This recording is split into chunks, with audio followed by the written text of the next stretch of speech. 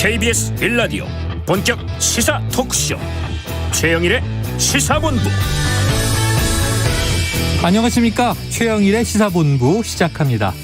집권여당인 더불어민주당 차기 대선 본선 주자를 선출했는데요.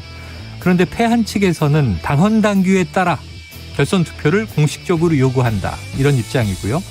그런데 또 당 지도부에서는요, 당헌 당규에 따라 무효표 처리에 대한 이의 제기를 일축한 상황입니다.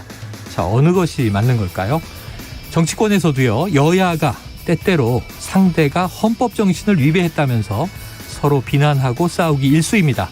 그렇다면 진정한 헌법 정신은 어디에 놓여 있는 걸까요? 자, 룰은 정해져 있습니다. 그런데 싸움은 해석에서 벌어집니다. 자, 우리는 이 해석은 시대에 따라, 상황에 따라 변하기도 하는 것을 보게 되는데요. 자, 옳은 해석이란 그 시대를 살아가는 많은 사람들이 공감하는 쪽이 아닐까 싶습니다. 그것이 집단지성이고 공감대이자 상식이라고 부르는 거겠죠. 자, 싸우고 주장하는 사람들은 수많은 심판이 지켜보고 있다는 것을 깨달아야 할 겁니다. 마음이 모이는 쪽이 이깁니다. 최영일의 시사본부 출발합니다.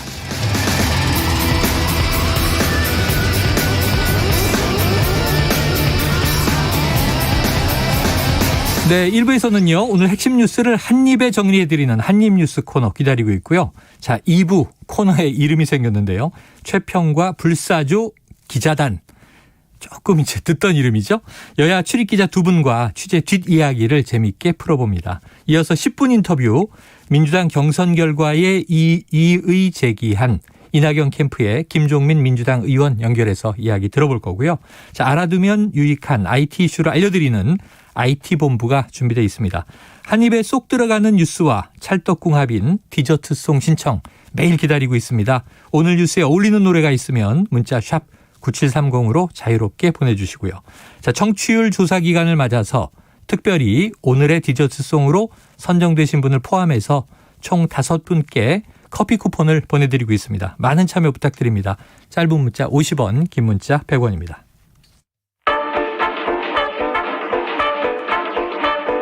최영일의 시사본부 한입뉴스. 네, 오늘의 핵심 뉴스를 한입에 정리해드립니다. 한입뉴스. 자, 박정호 오마이뉴스 기자, 오창석 시사평론가 나와 계십니다. 어서 오세요. 안녕하세요. 안녕하십니까? 자, 민주당 빨리 좀 정리가 돼야 될 것 같아요. 지금 이낙연 후보 측 캠프 이의 제기. 자, 송영길 대표는 내일 수요일에 최고위가 열리는데 여기서 결정하겠다. 자, 지금 현재 어떤 상황인지를 우선 박 기자님이 한번 정리해 주세요. 네, 우선 어제 전해드린 대로 이낙연 캠프 쪽에서는 이의를 제기를 했고요. 네. 당 선관위에 얘기한 대로 이의 제기를 한 상황입니다. 그리고 내일 최고위에서 결정하겠다는 게 송영길 대표의 입장인데요. 네. 오늘 TBS 라디오 인터뷰를 보면 이건 뭐 당 선관위에서 결정했기 때문에 다시 거론할 법률적 절차가 없다. 이렇게 얘기하면서 최고위에서 정무적으로 논의에 결정하겠다, 이렇게 얘기했습니다. 그리고 이 특별 당규 규정, 그러니까 이걸 좀 문제 삼고 있는 거 아니겠습니까? 네. 이낙연 캠프 쪽에서 여기 검토해봤더니 달리 해석할 수가 없다. 그러니까 사퇴 후보들에게 이미 투표한 것을 무효 처리한다고 해석할 수밖에 없다는 게 네. 송영길 대표의 주장이었습니다. 그러니까 바뀔 가능성이 없다는 뭐 그런 뜻으로 봐도 되겠고요. 예. 사실상 이재명 후보가 11%포인트 이긴 게 아니냐, 이렇게도 송영길 대표가 얘기를 했습니다. 그리고 이제 정치적으로 승복해야 될 상황이라는 게 송영길 대표의 거듭된 얘기인데요. 네. 어쨌든 내일 이 진행되는 최고위에서 아마 모르겠습니다. 격론이 벌어질 수도 있는데 송영길 대표의 생각은 좀 확보한 상황이라서 이게 어떻게 마무리가 될지 내일 최고위까지 좀 봐야겠습니다. 그래요. 자, 전체 이 투표 수에 무효표 처리된 이제 사퇴한 후보들의 표를 더해서 분모를 형성하면 지금 이제 50%를 넘기지 못했다. 그래서 결선 투표해야 된다는 게 이제 이낙연 후보 측 주장이에요. 이겼다 졌다 문제는 아니고. 그렇습니다. 자, 정치적으로 결정해야 한다. 그런데 절차적으로 또는 이제 당헌 당규 해석에는 이 지도부에서 달리 볼 여지가 없다, 이렇게 얘기를 하고 있는 거죠.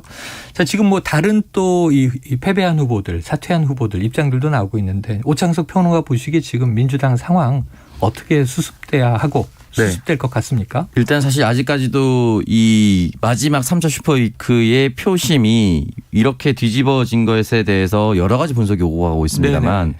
그 어떤 사람도 속 시원하게 납득할 만한 이유를 제시하지 못하고 있습니다. 그게 정답이 없어 보여요. 네, 그 다양한 이유가 아마 결합되어 있는 것처럼 보이는데 중요한 거는 50.29, 50.23 나왔을 때 김두관 후보, 추미애 후보, 박용진 후보까지 1시간 이내로 이재명 후보를 축하한다는 메시지를 냈습니다. 네. 청와대에서도 박경미 대변인이 축하한다는 메시지를 냈고요. 그렇기 때문에 그 부분에 대해서 같이 경쟁했었던 적어도 다른 후보, 그러니까 이낙연 후보를 제외한 다른 후보들은 다 승복했다라고 볼 네. 수가 있을 것 같고 지금 이런 상황에서 만약에 결선 투표를 간다 하더라도 이 승복하겠다라고 하는 사람들이 다른 표심으로 움직이지는 않을 것이다. 만약에 1대1 구도가 된다 하더라도 이미 승복한다고 이재명 후보 축한다고 얘기를 했는데 네. 송영길 대표도 임명장을 이미 줘버렸는데 네. 이낙연 후보를 지지한다라고 얘기할 움직임이 전혀 보이진 않는데 저는 그렇게 생각해요. 정치인이 쉽게 움직일 수 없을 때들이 있습니다. 예를 들어서 지금도 이낙연 후보 입장에서 만약에 속마음으로 승복하고 싶어 할지라도 네. 같이 함께 했었던 식구들, 캠프를 꾸렸었던 현역 의원들 또는 원외 인사들이 네. 아 이거는 걸어볼 만하다. 너무 억울합니다. 후보님이라고 얘기를 하면은 그 부분을 또 받아들이거나 또는 묵인할 수밖에 없는 것도 후보의 사실은 현실이에요. 네. 왜냐하면 혼자 움직인 게 아니거든요. 나의 이름을 걸고 움직이긴 했지만 나의 이름으로 승리를 하기 위해서 많은 사람들이 움직였기 때문에 네. 그 사람들의 이야기를 좀 들어봐야 된다라는 것이 현실적인 입장이라서 그래서인지 아직까지 이낙연 후보 스스로의 메시지는 나오지 않았습니다. 네. 승복을 하겠다 아니면 이재일 하겠다. 그 어떤 메시지도 나오지 않았거든요. 근데 이제 내일 민주당 최고위에서 결정이 되면 이 부분이 최고위에서 경선을 다시 하자, 최종 경선을 하자라고 얘기 나올 경우에는 그냥 그대로 임할 가능성이 높지만 네. 이렇게 될 경우는 이재명 캠프에서 왜 룰을 사전에 협의됐는데 당 최고위가 파기하느냐라고 네. 더 걷잡을 수 없는 혼란 속으로 들어갈 것이고 만약에 최고위원회가 룰은 룰대로 간다라고 선관위와 동일한 입장을 냈을 경우에는 그때 아마 이낙연 후보가 직접 나와서 최종적으로 캠프의 식구들은 경선을 불복하고 이의 제기를 했지만 내가 후보로서 당의 결정을 따르겠습니다라고 최종 마무리 메시지를 낼 수도 있는 상황입니다. 네. 그렇기 때문에 이 부분에 대해서는 내일까지는 조금 더 지켜봐야 할 것 같고 지금 서로 이광재 후보는 노무현 대통령이 후보가 됐을 때 당시 무효표 처리 그때 이낙연 대변인은 어쩔 수 없었다라는 메시지를 내셨으니 지금도 그렇게 받아들이는 것이 맞다라고 말씀하시고 또 2012년에도 문재인 후보 밀어주기 아니냐 무효표가 네. 이런 식으로 왔을 때 그때도 이랬었다라고 하면서 민주당의 그동안 대선에서 있었던 모든 무효표 처리에 대한 동일하게 적용됐었던 내용들이 하나씩 올라오고 있거든요. 그렇기 때문에 현실적으로는 아마 번복되기 좀 어려울 것으로 보이나 어쨌든 이낙연 후보는 후보대로 또 이낙연 캠프에 있는 사람들은 할 수 있는 한 최선을 다해서 뭔가를 해보려고 있는 상황인 것 같습니다. 자, 지금 뭐 민감한 상황이다 보니까 오창석 평론가도 지금 양쪽 캠프라든가 지도부의 입장까지 두루두루 균형 잡아서 얘기를 해 주셨는데요. 자, 이낙연 후보는 네. 박 기자님 지금 어디 있는 거예요? 지금 경선 이후에 계속 이제 서울 종로구 자택에 집거를 하면서 고심을 거듭하고 있다라고 알려지고 있는데요. 경선 직후에 이 결과에 승복하냐라는 기자들의 질문에는 제 정리된 마음은 정리되는 대로 말씀드리겠다. 이렇게 말을 아낀 상태예요. 직후에 나온 이야기죠. 그렇습니다. 아마 지금도 어떤 결정을 할지 고심은 하는 걸로 보이고요. 내일 최고위에서 결정하게 되면 다시 공이 이낙연 캠프 쪽으로 넘어오거든요. 네. 그럴 때 이낙연 전 대표가 그 상황까지 다 판단한 다음에 어떤 결정을 내릴지 이게 좀 주목이 되는 상황입니다. 네, 지금 이제 이재명 캠프는 지금 해단을 하고 오늘 했죠. 이낙연 후보 캠프는 해단을 미루고 그렇습니다. 오히려 이 저 캠프 인사들이 어제 오늘 연일 방송에서 굉장히 좀 거센 이야기를 하고 있죠. 서른 의원 같은 경우는 화제가 되고 있죠. 오늘 아침 라디오에 출연해서 CBS 라디오에서 이 대장동 의혹 수사 관련해서 이재명 후보가 구속될 가능성이 있다. 이렇게 과거에 발언했었습니다. 거기에 대해서 다시 한번 그 주장을 되풀이했는데요. 그런 상황이 올 가능성이 굉장히 높아져 있다라는 그게 바로 객관적 사실이다라고 서른 의원이 주장을 했습니다. 그러니까 이 발언 자체가 계속 논란이 되는 게 이 경선 결과에 대한 이 전 대표 측 이의 제기가 맞물려서 경선 불복으로 가는 거 아니냐. 이런 어떻게 보면 시비랄까요. 이런 게 좀 증폭될 가능성이 있어서요. 논란이 좀 예상되는 상황이고요. 그리고 당이 분열되는 원천을 만든 사람이 누구냐. 지금 누가 보더라도 송영길 대표가 공정하지 않고 일방에 치우쳐져 있다. 이렇게 다시 송영길 대표를 지적하는 그런 모습도 보였습니다. 그리고 이제 무효표 취소 주장이 수용되지 않으면 가처분 신청이나 위헌 제청, 그러니까 사법적인 판단을 받아보는 방안도 고려를 하고 있다는 거예요. 그래서 내일 이 지도부 결정 이후에 이낙연 캠프의 반응 이런 걸 통해서 앞으로의 민주당 이 혼란스러운 상황이 더 갈 수도 있고 아니면은 내일 좀 봉합될 수도 있고 내일 좀 중요한 날이 되겠습니다. 야, 그런데 지금 보세요. 이 본선 주자는 확정됐다. 이게 지도부의 입장, 당대표의 입장인데 지금 컨벤션 효과 못 누리고 있고 오히려 저 야권에서 공세할 빌미가 되고 있고 그러니까 이제 이낙연 후보 캠프에서는 여전히 이재명 리스크를 이제 지적하고 있고 그리고 이게 만약에 가처분 신청 등 법적 판단으로 간다 그러면 큰 걱정이 뭐냐면 이게 당 지도부 고민이나 또는 이재명 뭐 본선 주자 입장에서 야 이게 민주당이 원팀이 되겠는가 이런 고민이거든요. 네. 오평론가님 이게 어떻게 좀 수습이 될 수 있겠습니까? 그러니까 원팀 됩니까? 여기에 대해서 결과적으로는 또 오늘 아침에 이제 송영길 대표가 또 다른 라디오에 가서 제가 지금 변호사 활동을 안 한 지 오래됐지만 저도 변호사였다고 법률적으로는 요건을 따져봐도 이거는 걸어도 문제가 없다. 네. 그러니까 안 하셨고 원팀에 응하셨으면 좋겠다. 그럼 최종 결단은 내일 최고위원회 하겠지만 바뀔 일은 없을 것 같다는 뉘앙스를 이제 충분히 이제 정부적 검토이긴 한데 바뀔 네. 가능성은 없어 보이잖아요. 근데 이제 원팀이 어떻게 될 거냐 만약에 그대로 됐을 경우에 그런 결과적으로 약간의 진통이 있겠지만 그래도 지금부터 11월, 12월, 1월, 2월, 3월 5개월 남았습니다. 네. 그래도 민심을 수습하고 다시 그래도 민주당이 재공권 재창출해야 합니다라는 메시지를 민주당 지도부는 낼 거잖아요.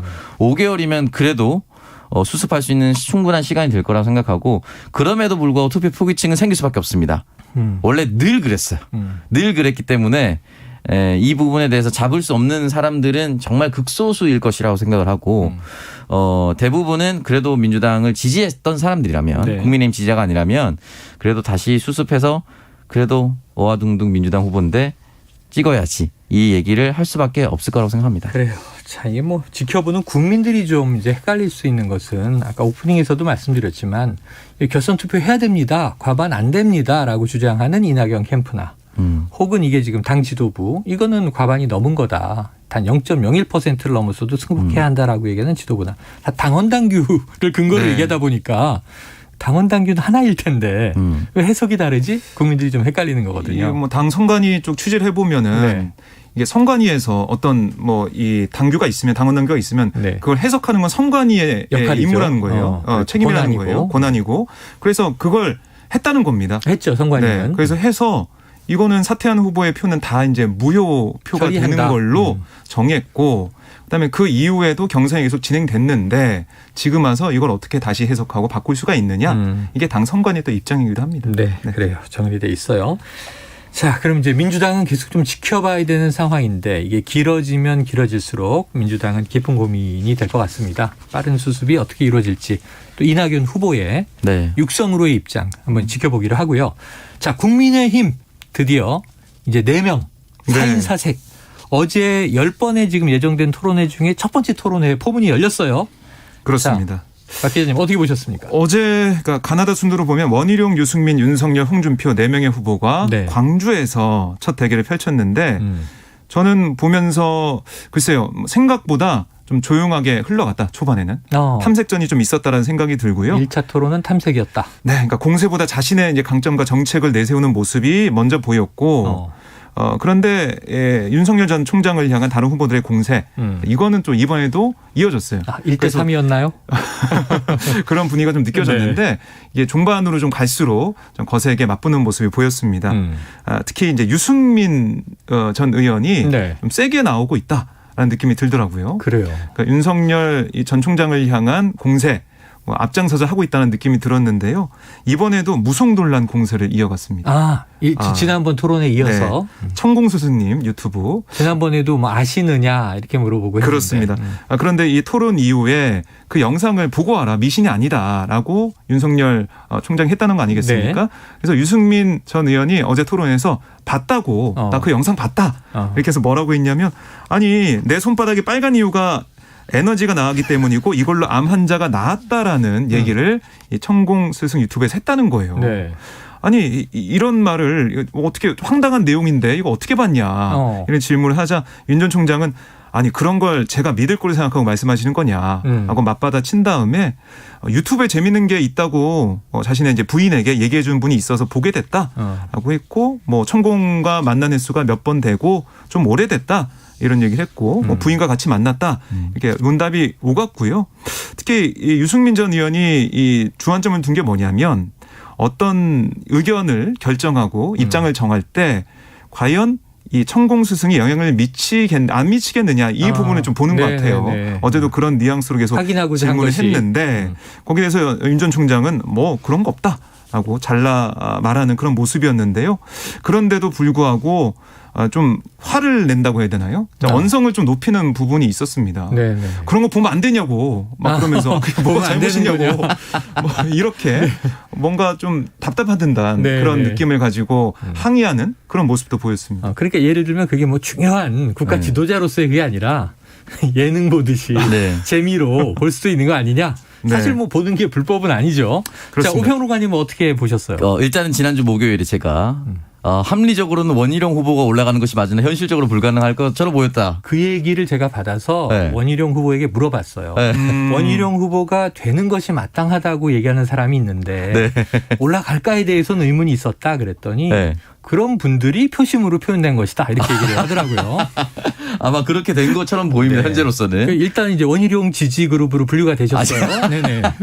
제가 일단 원희룡 지지 그룹으로 이제 분류가 된 상태인데 어쨌든 그렇게 돼서 좀 신기하긴 했어요. 그래서 국민의힘의 경선은 좀 더 재밌어지겠구나. 재밌어지겠다. 라는 생각이 들었고 지금 이거 말씀하셨던 거 받아서 말씀드리면 유승민 후보가 얘기했었던 이런 내용들은 윤석열 후보가 얘기한 내용은 아니죠. 근데 그렇죠. 윤석열 후보가 즐겨 볼 수도 있다는 것에 분류된 사람이 얘기한 거니까 국민들 입장에서는 저런 걸 보는 사람 우리가 대통령 뽑아야 돼? 이런 생각을 할 수밖에 없어요. 그러니까 애초에 유승민 후보는 내가 봤다 안 봤다 잘 안 본다라는 윤석열 후보의 답변과는 무관한 질문을 던진 겁니다. 그러니까 이미 사실은 한번 상처를 낸 거예요. 그러니까 정해져 있는 답을 놓고.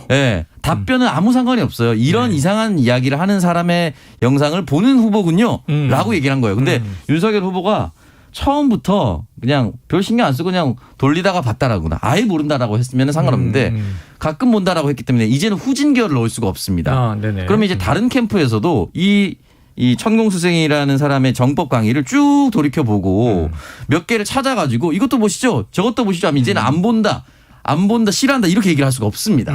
여기 이제 들어버리게 된 거예요. 그러니까 처음부터 사전 차단을 깔끔하게 했어야 되는데 이 부분에 대해서 얘기를 하면 할수록 이 사람은 다른 곳에 흔히 말하는 미신에 기대어 있는 사람이 아닌가라는 생각을 국민들이 할 수밖에 없을 것이고 지켜보는 사람들이 그걸 유승민 후보는 너무나도 잘 알고 있기 때문에 윤석열 후보에게 굉장히 강하게 공격하고 있다. 라고 볼 수가 있는 것이고요. 나머지는 이제 홍준표 후보 같은 경우는 핵 이야기를.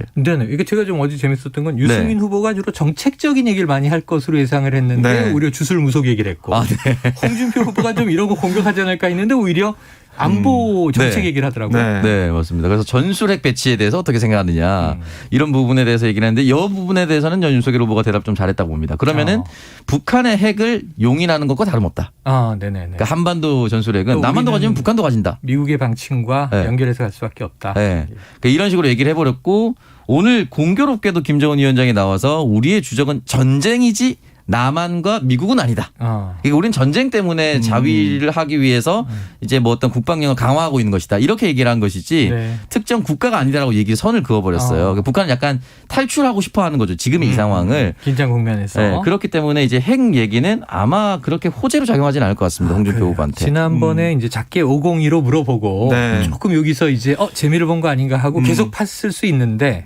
공부를 또 많이 하고 나왔을 수 있으니까. 그런데 궁금한 게 있죠. 박 기자님. 어제 토론회 이후에 가난 논쟁 뭡니까? 가난 논쟁. 이거는 원희룡 전 제주지사가 윤석열 전 총장한테 물어본 건데요. 기억하실 겁니다. SNS에 이재명 이 후보 어렸을 때 사진과 윤석열 전 총장 어렸을 때 사진이 같이 올라온 게 있어요. 흑백 칼라, 작업복과 나비 넥타이. 비교가 되죠. 그걸 보여주면서 이 가난한 사람들과 뭐 생계를 같이 한 적이 있냐 이런 질문을 했는데 거기에 윤석열 총장이 뭐라고 했냐면 고시 공부할 때 학교 다닐 때 생계를 같이 했다. 정말 가난한 친구와 뭐 생라면을 먹은 기억도 있다. 뭐 이런 식으로 답을 네네네. 했어요. 그리고 뭐 대통령이 되면 가난한 국민 마음 어떻게 이해하려고 하냐 이런 질문에 윤 전 총장은 저희가 클 때는 주변에 가난이 일상화되어 있었다. 뭐 늘 보고 자랐다. 이렇게 답을 했는데 뭐 이 누리꾼들이 뭐 생라면 얘기하니까 지금도 간식으로 생라면 먹고 있는데 이런 그것도 글도 오징어 게임에 나오잖아요. 맞아요. 오징어 게임에 해외 나오고. 수출될 예정이라고 그래서 합니다. 지금 이 S라면이 굉장히 네. 고무돼 있어요. 마케팅에. 그런 얘기도 나오곤 했는데 이 이후에 이제 등장했던 이어서 나온 질문이 이 유승민 전 의원이 이제 복지에 대해서 어떻게 정책을 어떻게 할 거냐 그런 얘기를 했는데 정작 거기에 대해서는 윤석열 전 총리의 좀 머뭇거리는 모습을 좀 네. 보이는 그것도 네. 눈에 띄었고 어쨌든 어제 토론을 보면서 유승민 전 의원이 좀 칼을 갈고 나왔다라는 생각이 들었고요.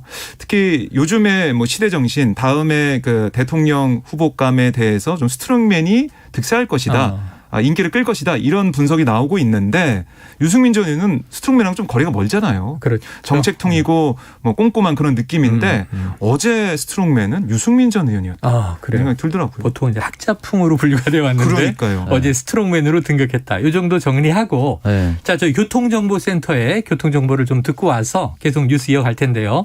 자, 임초희 리포터 나와주세요. 네, 이 시각 교통정보입니다. 수도권 제일순환고속도로 판교에서 일산 쪽 소래터널 부근에서 송내까지 정체인데요. 이 사이에 장수 1차로에서 사고가 났습니다. 반대 일산에서 판교 방향은 계양부터 송내까지 어렵고요. 판교에서 구리 쪽은 성남요금소 부근에서 송파 부근, 다시 서하남에서 하남 분기점까지 답답합니다. 영동고속도로 강릉 쪽은 서창부터 월곶 쪽으로 제속도 못 내고요. 안산 부근에서는 작업 중이라 군자 요금소부터 작업 여파 받습니다. 더 가서는 용인에서 양지터널 부근 사이에도 차가 많고요. 이후 수월하다가 작업 중인 문박휴게소 부근에서 짧게 정체입니다. 그리고 봉평터널 부근에서도 작업 중이라 면온나들목 일대도 밀리고요. 반대 인천 방향으로도 안산 부근에서 작업 중이라 3km 구간 정체되고 있습니다. 경부고속도로 부산 쪽은 오전과 교통량이 비슷한데요. 한남대교에서 서초, 서울요금소부터 죽전 부근 정체인데 서울요금소 하이패스 3, 4차로에서는 작업 중입니다. 이후 동탄에서 남사 부근 막힙니다. KBS 교통정보센터에서 임초였습니다.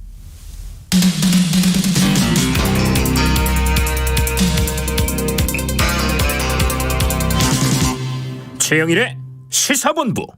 네, 교통정보 듣고 오셨고요. 그 직전까지 저희가 국민의힘 이제 첫 번째 토론 어젯밤에 있었던 그 분석을 두 분과 해보고 있었습니다. 자, 그 간단하게 정리하면 앞으로 9차례 토론이 더 남아 있고, 네. 그리고 11월 5일에 본선 주자가 국민의힘도 결정이 되는 셈인데 두 분들 앞으로 토론 전망 어제 보시면서 오평론가님 어떻게 하셨습니까? 아까 전에 이제 잠깐 끊어가기 전에 이제 나왔었던 가난 논쟁. 가난 논쟁. 제가 2016년에 출마했을 때도 이런 얘기가 많았었는데. 대선에요? 온 동네 총선에. 대선 아니죠? 대선 아니죠. 총선이죠. 네, 나이가 아직 안 됩니다. 그래서 대선인 줄 알고. 온 동네 가난을 인증하는 것이 정치인의 덕목인가라는 굉장히 비판적인 글이 많았습니다. 당시에도. 청년들 사이에서도. 우리 집은 흙수저였습니다. 나는 흙수저였습니다. 단칸방부터 출발했습니다. 그게 시대적 어젠더냐.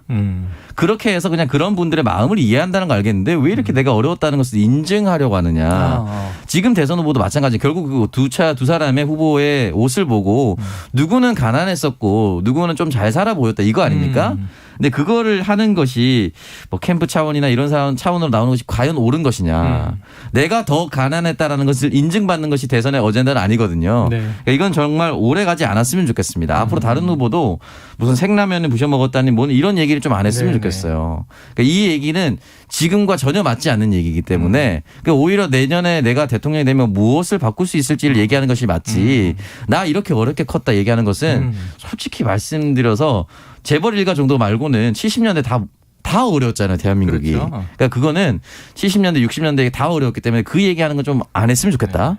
라는 박창석 평론가 야단을 좀 치셨어요. 네. 양쪽 다 안 했으면 좋겠다. 하지만 사실은 이제 그런 개인 경험을 우리가 듣고자 하는 게 아니라 말씀하신 대로 그렇습니다. 이 다수의 서민들의 이 현재 생활 수준이나 상태에 대해서 인지하고 있는가, 경험적 공감이 되는가, 뭐 이런 걸 확인하고자 하는 거겠죠. 네.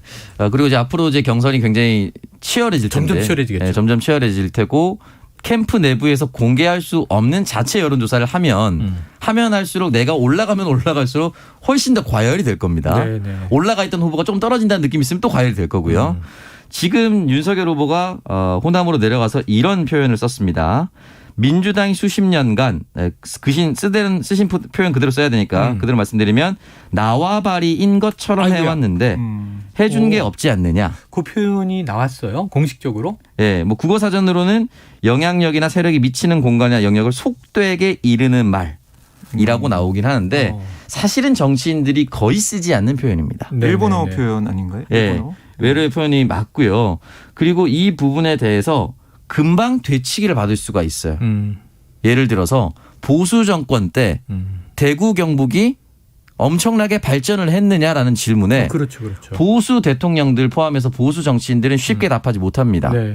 왜냐하면 지금 현재 대구 경북의 지역 소멸 현상이 굉장히 심해져서 얼마나 힘들어요. 네. 계속 나오는데. 통합해야 된다고 하고 대구는 몇 년째 인구 유출만 되고 있습니다. 그렇기 때문에 이 얘기를 반대로 뒤집는 순간 엄청난 되치기를 받기 때문에 이런 식의 표현을 쓰면 안 되는 것이고 사실은 이런 표현을 쓰고 싶어 하는 이유는 알겠어요. 우리가 아직 호남표를 많이 못 잡았고 민주당이 매번 이제 호남표를 가져갔지만 호남을 제대로 대접하지 못했다 이런 거 하고 싶었던 것 같아요. 그러려면은 앞으로 우리 국민의힘이 보수지만 호남 표심을 얻기 위해서 호남의 발전을 위해서 무언가를 하겠습니다라는 공약까지 나와야 되는데 그냥 메시지이지 메시지로 끝나버리니까 되치기 받기도 쉽고 공약은 공약대로 안 나오는 상태로 외래어는 외래어 쓰지 말아야 하는 속된 표현까지 쓰면서 이제 안 좋은 게 생겨버렸거든요. 이런 게 앞으로의 경선 토론회에서 나오면 나올수록 또 리스크입니다. 자, 지금 이제 오창석 변호가 굉장히 좀 세세하게 세부적으로 분석을 하면서 뭐 앞으로에 대한 조언까지 해주셨는데 저는 어제 보면서 윤석열 전 총장의 스탠스는 확 보이더라고요. 그러니까 다른 후보들 공격하지 않고 그냥 정책적인 얘기만 할 그런 상황이다. 어제 이제 호남 정책 관련해서 물어봤거든요. 공약 관련해서만. 그럴 것 같고 유승민 전 의원은 말씀드린 대로 이제 강한 모습. 스트롱맨의 모습을 계속 보여주지 않을까 싶고 홍준표 의원이나 뭐 원희룡 전 지사 같은 경우도 정책적인 얘기를 좀 많이 하지 않을까 그런 생각이 듭니다. 야, 역시 정치권, 여야 정치권 얘기하니까 이 짧지 않은 한입뉴스 시간이 거의 다 가서 사실은 김동연 전 경제부총리가 신당 창당 이제 시사했는데 요거는 조금 시간 날 때 깊이 있게 다루고요. 또 김동연 부총리도 한번 저희가 인터뷰를 해보도록 하겠습니다. 자, 오늘 이제 마지막에 여쭤볼 건 이거예요. 김만배 화천대유 최대 주주 검찰에 어제 소환돼서 조사받고 귀가했다라는 보도가 나왔는데 그 전후에 기자들에게 또 여러 가지 이야기를 했어요. 제일 중요한 거는 지금 그분 누군지 모르는 그분이라는 지칭 녹취록에 나온 거죠. 김만배 씨의 김만배 전 기자의 해명 어떻게 정리됩니까? 그러니까 어제 14시간 넘게 피의자 신분을 조사를 받고 나왔는데요. 사실대로 성실히 설명했다라고 얘기를 했고 이 뭐 계속해서 천화동의 1호는 의심할 여지가 없이 화천대유 소속이고 자신의 개인 법인이다라고 김 씨가 강조를 했습니다. 본인이 실소유주다? 그렇습니다. 그럼 계속 얘기를 했고 또 노출록 속 대화에서 이 김 씨가 이 1호 지분 절반이 그분 것이다. 언급한 배경. 여기에 대해서 뭐라고 했냐면 옛 사업자 간의 갈등이 번지지 못하게 하려는 차원이었다. 이렇게 얘기를 했어요. 그러니까 이게 그분 것이다 이 말 때문에 아니 그분이 누구냐. 과연 윗선에 누가 있는 거 아니냐. 여러 가지 의혹이 나왔는데 김만배 씨 주장은 옛 사업자 간 갈등 그걸 뭐 좀 막기 위해서 하는 그런 차원의 발언했다는 겁니다. 그러니까 이게 천화동인 5호 소유주 정영학 회계사 등과의 공동 비용 정산 문제 이 부담을 놓고 다투는 중에 나는 더는 비용을 부담할 수 없다. 이렇게 얘기하면서 그분 거다라고 얘기하면서 알리바이를 만들었다는 부분이에요. 그런 주장으로 보이는데 이거는 뭐 의견이 엇갈리고 있어서 좀 더 봐야 될 부분인 것 같고요. 그러니까 김 씨가 그런 말 한 적도 없다고 했던 이 김만배 씨 측 대리인의 설명은 좀 다른 부분이라서요. 그것도 좀 애매합니다. 상황 좀 봐야 될 것 같은데 발언은 인정한 셈이 됐고 그리고 뭐 정영학 회계사에 대해서는 한 번도 진실한 대화를 나눈 적이 없다. 뭐 이렇게 얘기를 했는데 그러니까 사이가 굉장히 안 좋다는 걸 계속 볼 수가 있었고요. 더 조사를 해보고 어제 대질신문이 유동규 전 본부장과 없었다고 하는데 대질신문이나 이런 걸 통해서 퍼즐 좀 맞춰가야겠다 생각이 듭니다. 심지어 이제 내가 하는 이야기를 정영학 회계사가 녹취하는 걸 알고 있어서 일부러 이제 거짓 정보를 얘기한 것처럼 어제 이야기한 대목이 좀 들어갔고 두 개로 정리가 되더라고요. 하나 실소유주는 나다. 두 번째는 재판 거래. 사법부가 그렇게 되지 않는다. 오평론가님 어떻게 좀 신뢰할 만합니까? 이런 발언들? 그 부분에 대해서는 네. 재판부가 거래되지 않는다는 말은 현재 사법부는 믿고 싶겠죠. 네네. 사법부는. 사법부는 믿고 근데 이제 싶겠는데. 국민들이 믿어야 되는 상황이잖아요. 네, 이 부분은 조금 더 저는 지켜봐야 될 것 같고 네. 우리나라에서 내노라 하는 모든 이제 법조인들이 여기다 결탁이 또는 결부되어 있기 때문에 이 부분은 조금 더 지켜봐야 될 것 같고 정영학 회계사의 이제 녹취록이 나왔을 때 모든 사람이 그 사람의 말에만 믿고 신뢰를 하려고 했었지만 네. 김만배 씨가 나오면서 그 말은 사실이 아니고 녹음의 시점도 수익이 나기 전과 나기 후에 다를 텐데 네. 이 부분도 조금 조작한 것 같다. 그러니까 짜깁기 한 것 같다. 자신에게 유리하도록. 네, 네. 그렇기 때문에 이 부분에 대해서는 아마 조금 더 지켜보면 빠르게 저는 수사 결과가 나올 것 같습니다. 네. 네. 이해관계가 여러 명이 얽혀 있어서 네. 아까 뭐 이제 김만배 씨 얘기도 그렇지만 김만배라는 인물 또 이제 녹취록 19개를 이 제공한 네. 지금 정영학 회계사 미국에서 들어오지 않고 있는 남욱 변호사 지금 여러 인물들이 이제 얽혀 있습니다. 근데 이들 간에도 이권 관계로 상호간 충돌이 있었다. 그러니까 일방의 말을 믿기보다는 네. 지금 수사는 종합적으로 들여다봐야 되겠죠. 그렇습니다. 그리고 유동규 전 본부장 휴대전화 네네. 이제 발견이 돼서 창밖으로 던졌다. 네, 그게 이제 발견이 돼가지고요. 포렌식에 착수했다라는 이제 네. 보도도 나오고 있는데요. 이 디지털 포렌식이 잘 될지는 아직 잘 모르겠습니다. 네. 이게 뭐 최신형 아이폰이고 또 비밀번호를 알 수가 있을지 이것도 좀 기종이 미지수이기 문제가 때문에 되는군요. 그렇습니다. 이거 좀 봐야겠지만 이걸 뭐 조사하는 그 내용에 따라서 여러 가지 또 방향으로 튈 수가 있어 보입니다. 제가 이런 뉴스 들을 때 좀 이게 좀 뭔가 수상하지 않은가 하는 정황은 관련된 인물들이 최근에 비슷한 시기에 휴대폰을 다 교체했다. 지금 이것도 이제 새 휴대폰인 경우에는 네. 한참 이제 이해관계가 얽히고 이제 개발 사업이 진행되던 시기가 지난 후라. 그렇습니다. 첫 번째는 이제 포렌식으로 이거 풀 수 있느냐, 또 유효한 증거가 나오겠느냐 네. 이런 것. 그럼 또 다른 휴대폰 찾아야 되는 거잖아요. 그렇습니다. 네. 휴대폰이 좀 풀려야 될 텐데 풀기가 다 이거 어렵습니다. 뭐 우리 요즘에. 박 기자님 이제 취재는 하시지만 수사하는 분은 아니기 때문에 제가 여기서 다그칠 수는 없고요. 그래요. 자, 그리고 또 한 가지 지금 조금 전에 들어온 소식이 이게 그 장제원 의원 아들 래퍼 노엘 이름이 장용준 씨인가요? 네. 지금 오늘 구속영장 실질 심사가 있었는데 네. 출석을 안 했다고요. 그렇습니다. 뭐 사죄하는 마음으로 영장 실질 심사는 아. 포기하겠다 이런 입장이었어요. 어떤 결정이 나든지 받아들이겠다. 그렇습니다. 그래서 조금 전에 결정이 났는데요. 네. 이 구속영장이 발부가 됐습니다. 그러니까 도망갈 염려도 되는군요. 있고 또 이 범죄도 소명이 됐다. 혐의도 선명이 됐다. 이게 이제 법원의 판단이었습니다. 네. 이게 뭐 내일 잠깐 드리면 지난달 18일에 오후에 밤에 있었던 이 서초구 반포동에 있었던 외제차를 몰다가 다른 차 접촉 사고를 내고 출동한 경찰관의 음주 측정 요구에 불응하는 그런 일이 있었어요. 그러니까 음주 정황, 또 무면허 운전, 또 그렇습니다. 이 경찰 폭행, 재물손괴 이런 그 부분들. 집행유예 중에 또 동종범죄를 또 저지른 게 되는 거죠. 네. 자, 앞으로 이제 구속 이후에 또 이제 재판이 진행될 테니까 그 결과 봐야 될 텐데 통상 이게 이런 범죄는 집행유예를 선고받았던 실형을 받고 네. 추가로 또 이 새로 저지른 범죄에 대한 또 형도 받는 거잖아요. 네. 이 양형이 문제가 될 것 같습니다. 지켜보도록 하죠. 자, 오늘 한입뉴스 여기서 정리해 보겠습니다. 박정호 오마이뉴스 기자, 오창석 시사평론가 오늘 고맙습니다. 감사합니다. 고맙습니다. 자, 오늘의 디저트송 당첨자는요. 2273님입니다. 자, 언타이틀의 책임져 신청합니다. 정치인들이 서로 상대방에게 책임지라고 하는 모습 답답하네요. 본인 먼저 책임져라. 이런 우리 청취자 본부장님의 요구고요. 2273님 포함해서 9193님, 3052님, 3343님, 4605님께도 커피 쿠폰 드리겠습니다. 책임져 들으시면서 1부 마무리하고 2부로 돌아옵니다. 아무것도 난 할 수가 없어 제발 내 인생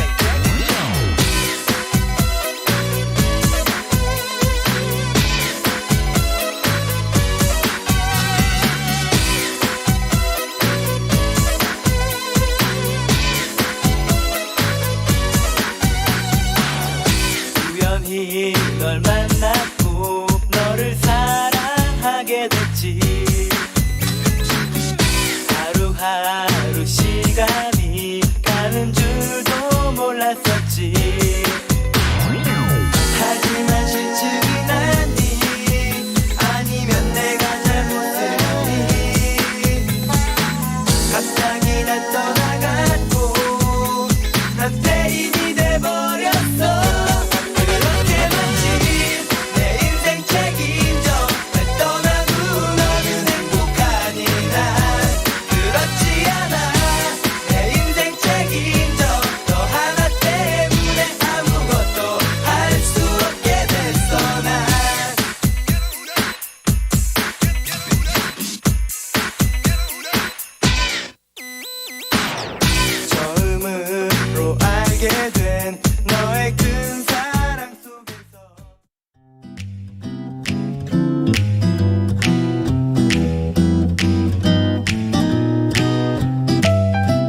안녕하세요. 바른말 고운말입니다.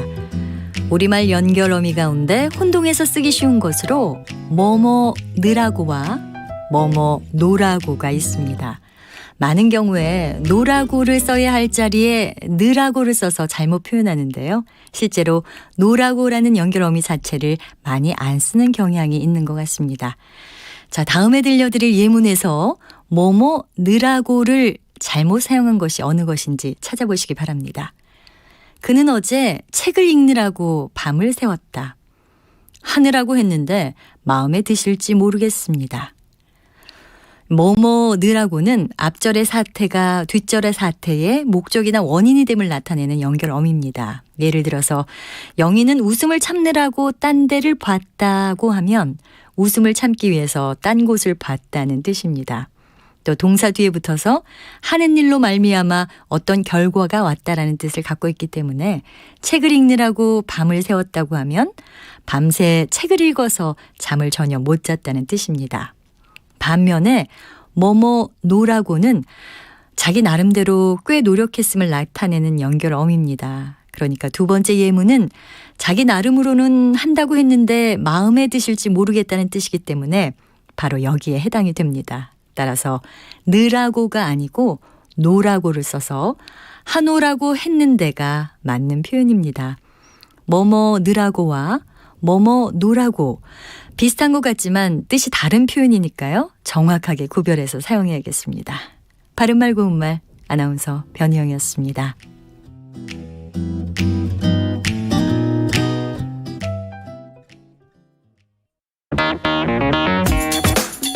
시선은 뜨겁다. 조직적으로 움직였다는 의심이 드는 사건입니다. 아니 정치 권력이 더 두 번째는 뭐냐면 정말 진짜 그건 지금 김영남 의원 때론 차갑게 식혀야 할 때도 있다. 그러니까 너는 죄가 있어. 이렇게 판단하는 건 잠시만요. 제가 아까 말씀드렸잖아요. 이제 그만 문제라고. 그만 잠깐 끊고 가겠습니다. 시사는 시원하다. 이처럼 소가 화장실을 이용하면 배설물을 한 곳에서 처리할 수 있으니까 온실가스 배출량을 획기적으로 줄일 수 있다고 하는군요. 시원한 바람처럼 기분 좋은 소식이 있다. 시사의 핫앤쿨 KBS 1라디오에 다 있습니다. 평일 저녁 7시 20분 정준희 교수의 KBS 열린 토론, 평일 밤 10시 5분 김성환의 시사야. 많은 청취 바랍니다.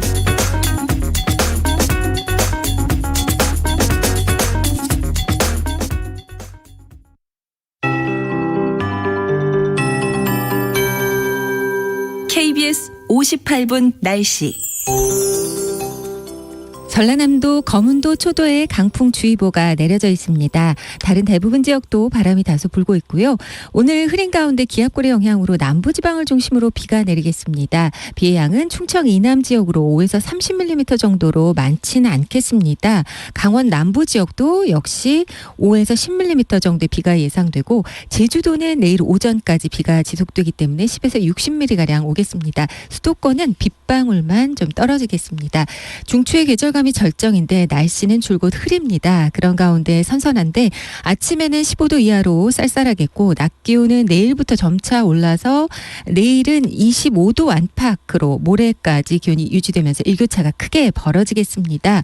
오늘 낮 최고 기온 서울 22도, 강릉 20도, 대전 18도, 광주 24도 등 16도에서 25도 분포에 머물겠습니다. 그러나 내일은 아침 기온이 서울 15도 등 10도에서 19도, 낮 기온은 서울 25도를 비롯해서 20도에서 27도 분포를 보이겠습니다. 내일은 대부분 지방 가끔 구름이 많이 끼거나 흐리겠습니다. 바다의 물결은 동해남부 해상은 오늘까지 높겠고요. 서해남부 먼바다와 남해, 동해남부 해상은 내일까지 최고 4m로 매우 높겠습니다. 지금 서울의 기온은 19도, 습도는 52%입니다. KBS 58분 날씨 강혜종입니다.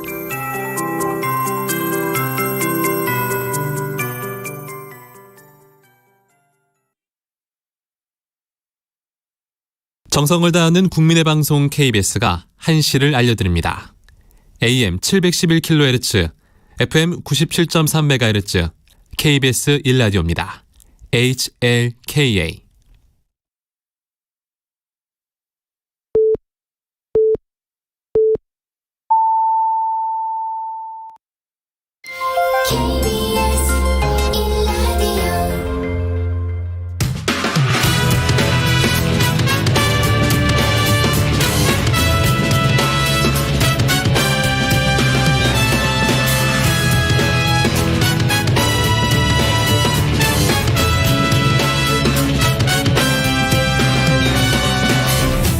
KBS 1라디오 최영일의 시사본부.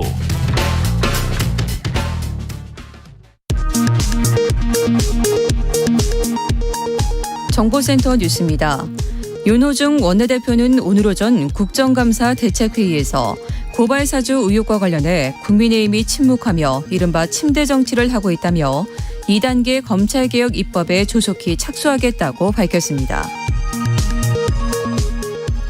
국민의힘 김기현 원내대표는 오늘 국회에서 열린 회의에서 이재명 후보는 민주당 송영길 대표 뒤에 숨지 말고 캠프 인사들이 공언했듯이 국감에 예정된 대로 임하길 권고한다고 말했습니다. 제3지대에서 차기 대선 출마를 선언한 김동연 전 경제부총리가 오늘 김종인 전 국민의힘 비상대책위원장과 만났습니다. 김 전 부총리는 김종인 위원장의 신당 합류 여부에 대해선 아직 그런 것까지는 이야기하지 않았다며 조심스러운 답변을 내놨습니다.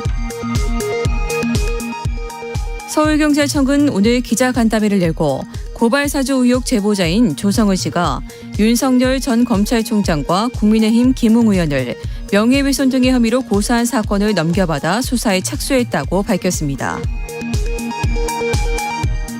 급식 조리사와 돌봄 전담사, 환경미화원 등 학교 비정규직 직원들이 오는 20일 민주노총 총파업에 동참하기로 했습니다. 지금까지 정보센터 뉴스 정한나였습니다.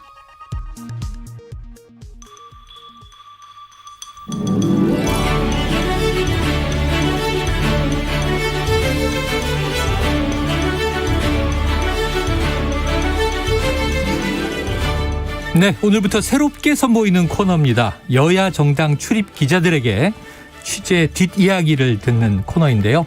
이른바 천기누설 하는 코너죠. 최평과 불사조 기자단. 약간 해리포터 냄새가 나지 않습니까? 불사조 기사단은 들어봤는데 중세는 기사들이었겠지만 지금은 기자들이 현실 정치를 누비면서 우리에게 정보를 전달해 줍니다. 야당 출입 기자인 경향신문의 박순봉 기자 스튜디오에 나와 주셨고요. 어서 오세요. 네, 안녕하세요. 그리고 오늘 처음 이 코너에 선보이는 여당 출입 기자 세계일보 최영찬 기자 나오셨습니다. 어서 오세요. 네, 안녕하세요. 최 기자님. 최 기자님 때문에 이 코너가 만들어진 거예요. 아, 예, 감사합니다. 제목이 너무 유치하지 않습니까? 그래서 좀 너무 마음에 쏙 들었다. 네네. 요즘은 이런 게 재밌거든요. 네. 최 기자님의 활약을 기대하면서 저희는 청취자님들이 본부장님이거든요. 네. 시사본부 본부장 한 말씀 전해주시죠. 네, 우리 장안의 화제인 우리 시사본부 이렇게 또 제가 또 참여하게 돼서 굉장히 좀 영광스럽고요. 뭐 앞 얘기 뒷얘기 가릴 거 없이 탈탈탈 한번 털어드리겠습니다. 탈탈 털어주겠다. 그래서 이제 탈곡기 역할을 해주시기로 했습니다. 이 정치권 이슈가 대선 레이스 그렇고 계속 쏟아져서 여당 대선 경선 3차 국민선거인단 투표 결과를 놓고 아직도 이 해석이 안 된다. 나름 여러 가지 해석이 등장하고 있는데 정말 해석이 불가하다. 이런 의견이 분분해요. 지금 최 기자님 아직도 여당 내부 충격파는 가시지 않은 거죠? 그렇습니다. 지금 굉장히 이걸 어떻게 해야 될까 잘 몰라서 지금 걱정을 다들 하고 있긴 한데 그러니까 이재명 후보 측은 굳이 해석을 안 하려고 하더라고요. 이제 오늘 안민석 의원 같은 경우는 이렇게 얘기를 합니다. 이게 도깨비다. 그런 거를 여론조사에도 안 드러나는 이런 도깨비를 굳이 우리가 해석해야 할 이유가 있냐? 또 이렇게 얘기를 하고 제가 오늘 이재명 의원의 최측근이라고 불리는 그 의원과 지금 통화를 했더니 자기도 이걸 어떻게 봐야 될지 모르겠는데. 누가 최측근이에요? 이제 몇 명 있잖아요. 7인회라고 하는 거나 이런 분들이 최측근인데 그런 분들 아니면 저희가 사실 통화를 안 합니다. 마리조와 직함이 있어도 그분들은 이재명 지사와 진짜 친하지 않아요. 네, 그렇기 때문에 최측근인데 최측근 통화를 했더니 글쎄 근데 이게 조금 시사하는 바가 있겠지만 어쨌든 국민들이 이재명 지사 더 분발해서 열심히 하라는 걸 채찍을 든 것으로 받아들이고 앞으로 잘해야지 그걸 굳이 이렇게 되짚어봐야 무슨 의미가 있겠느냐 이런 식으로 애써 평가를 하더라고요. 근데 제가 볼 때는 무시할 수 없습니다. 왜냐하면 이게 민심이 좀 더 반영이 된 것 같아요. 물론 당심도 민심입니다. 그분들도 국민이잖아요. 그렇죠. 그렇기 때문에 근데 권리당원 투표에서는 어쨌든 50% 이상의 득표를 했는데 이 3차 선거인단 24만 명의 표심은 이걸 어떻게 봐야 되냐 아직도 좀 미스테리인데 근데 이거 이렇게 볼 수 있을 것 같아요. 이게 그분들이 무조건 이낙연 지지자다. 난 이재명이 싫다. 이런 건 아니고 우리가 한번 조금 최소 일주일이라도 시간을 좀 더 두고 결선 투표로 끌고 간 다음에 한번 좀 깊이 조금 더 생각을 해보자. 네. 후보를 뽑을 때 조금 더 진지하게 한번 바라보자. 이런 마음이 좀 있지 않았을까 싶어요. 지금 9월 중순부터 해서 지금까지 한 달 동안 계속 대장동 의혹이 쏟아지고 있고 이재명 후보가 반박을 함에도 불구하고 이게 조금 석연치 않은 부분들이 있다 보니 국민들 머릿속에도 지금 혼선이 있을 거예요. 민주당에 대한 그런 권리당원들은 열성 지지층인 반면 그런 그 열성 지지층이 아닌 분들은 온건 지지층으로서 이번에 그 선거인단을 참여한 건데 그럼 이분들이 볼 때는 아직 조금 석연치 않은 구석이 있으니 시간을 두고 좀 했으면 좋겠다는 마음이 모이다 보니 62%나 나온 것 같다. 이게 조금 더 합리적인 것 같다 이렇게 생각이 듭니다. 대부분 여러 가지 이제 투표한 사람들이 투표한 거니까 선거인단들이 투표한 그 마음들의 결과가 62%라는 이낙연 후보 지지로 3차 선거인단에서 나타났다. 해석은 참 어려운데 어쨌든 현상으로 이건 조작이나 거짓은 아닌 거잖아요. 그렇죠. 20만 명이 넘는 숫자가 참여한 거니까. 사실 좀 극단적으로 주장하는 의원들은 해킹이나 조작 그런 얘기까지도 사실은 기자들한테 하긴 하거든요. 역선택 얘기도 하고요. 근데 이제 워낙 숫자 자체가 표로 환산을 해보면 이낙연 전 대표가 15만 5,200표 정도 얻은 거고 이재명 지사가 한 7만 400표 정도 얻은 거잖아요. 그러니까 단순히 커뮤니티 같은 데서 동원을 했다 이거는 좀 불가능한 수치로 보이고 예를 들어 이걸 익명으로 동원을 하려고 한다라면은 커뮤니티 게시판 같은 데다 공개적으로 글을 쓰지 않고는 숫자가 안 나올 거예요. 그러니까 예를 들어서 대표적으로 이제 FM 코리아라고 하는 이 커뮤니티 같은 경우에는 이준석 대표를 많이 지지하는 걸로 알려져 있는데 여기를 한 4만 대군이다 이런 식으로 지금 정확한 수치는 아니지만 농담적으로 얘기를 하거든요. 그러면 이 숫자가 다 동원이 돼도 이만큼이 안 나오는 거잖아요. 그러니까 대규모로 이렇게 움직이는 것은 사실 좀 불가능하기 때문에 그런 것들은 아마 좀 배제하는 게 맞을 것 같고. 커뮤니티가 무슨 회사나 군대도 아니고 다 개인들인데 그렇죠. 그게 만약 이런 일이 벌어지면 어떻게든 외부로 노출이 됐겠죠. 네. 자, 이런 상황에서 지금 의견이 분분한데 오늘 조금 전에 이제 최영찬 기자님 여권에서 이게 좀 난해한 분위기 설명해 주셨으니까 오늘 터진 또 거친 발언이 있습니다. 지금 오늘 이제 아침에 타 프로그램 뉴스쇼에서 서른 공동 선대위원장이죠. 발언한 이야기를 듣고 와서 이야기 나누도록 합니다. 정가 부분도 있고 스캔들 부분도 있고 일일이 다 헤아릴 수 없는 상황들이 있는데 그건 객관적인 사실이죠. 우리 후보가 갖고 있는 그런 많은 흠결이 있고 더군다나 이 경선 결과 받아들일 수 없는 원팀이 안 되는 결정적인 사연이 있는데도 불구하고 원팀이 안 되는 상태에서 본선에 나가서 이길 수 있겠느냐. 진다는 것이 객관적인 사실이죠. 네. 자, 이게 CBS 아침 라디오였어요. 진다는 것이 객관적인 사실이다. 다소 수위 높은 발언. 지금 사실은 컨벤션 효과도 못 누리고 있고 그렇죠. 후보는 확정됐는데 지금 어찌 보면은 이제 패자의 승복을 못 얻어내고 있는 지금 이틀째 지나고 있는 이 상황 어떻게 봐야 합니까? 근데 저는 이 진다는 것이 객관적인 사실이다보다 그 앞에 문장을 좀 더 주목을 하고 싶어요. 그러니까 이제 원팀이 안 되는 상태에서 본선에 나가서 이길 수 있겠냐 이거거든요. 원팀이 안 될 경우. 지금 이낙연 후보가 받은 지지율이 39%란 말이죠. 거의 40%에 육박하고. 그렇죠. 이게 결코 적지 않아요. 적지 않죠. 이 표들을 다 그 당원들의 마음, 국민들의 마음을 다 모아서 하나로 뭉쳐야 진짜 민주당이 후보가 될 수 있는데 지금으로서는 반쪽짜리 후보밖에 안 된다 이거거든요.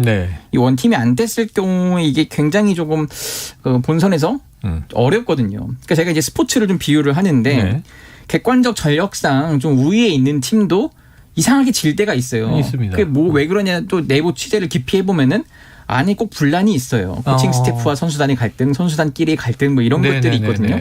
그게 결국은 결과로 표출이 돼요. 그런데 그러면 이 정치도 좀 마찬가지인데 지금 이재명 후보가 됐지만 반쪽짜리 후보로 이낙연 후보를 제대로 품지 못하면은 그 지지층마저 흡수하지 못하면은 결국 그분들이 투표장에 안 나오거나 또 오히려 반 이재명 안 돼 이러면서 갑자기 막 윤석열 내지는 홍준표 후보를 찍는 경우도 생길 수가 있어요. 만에 하나.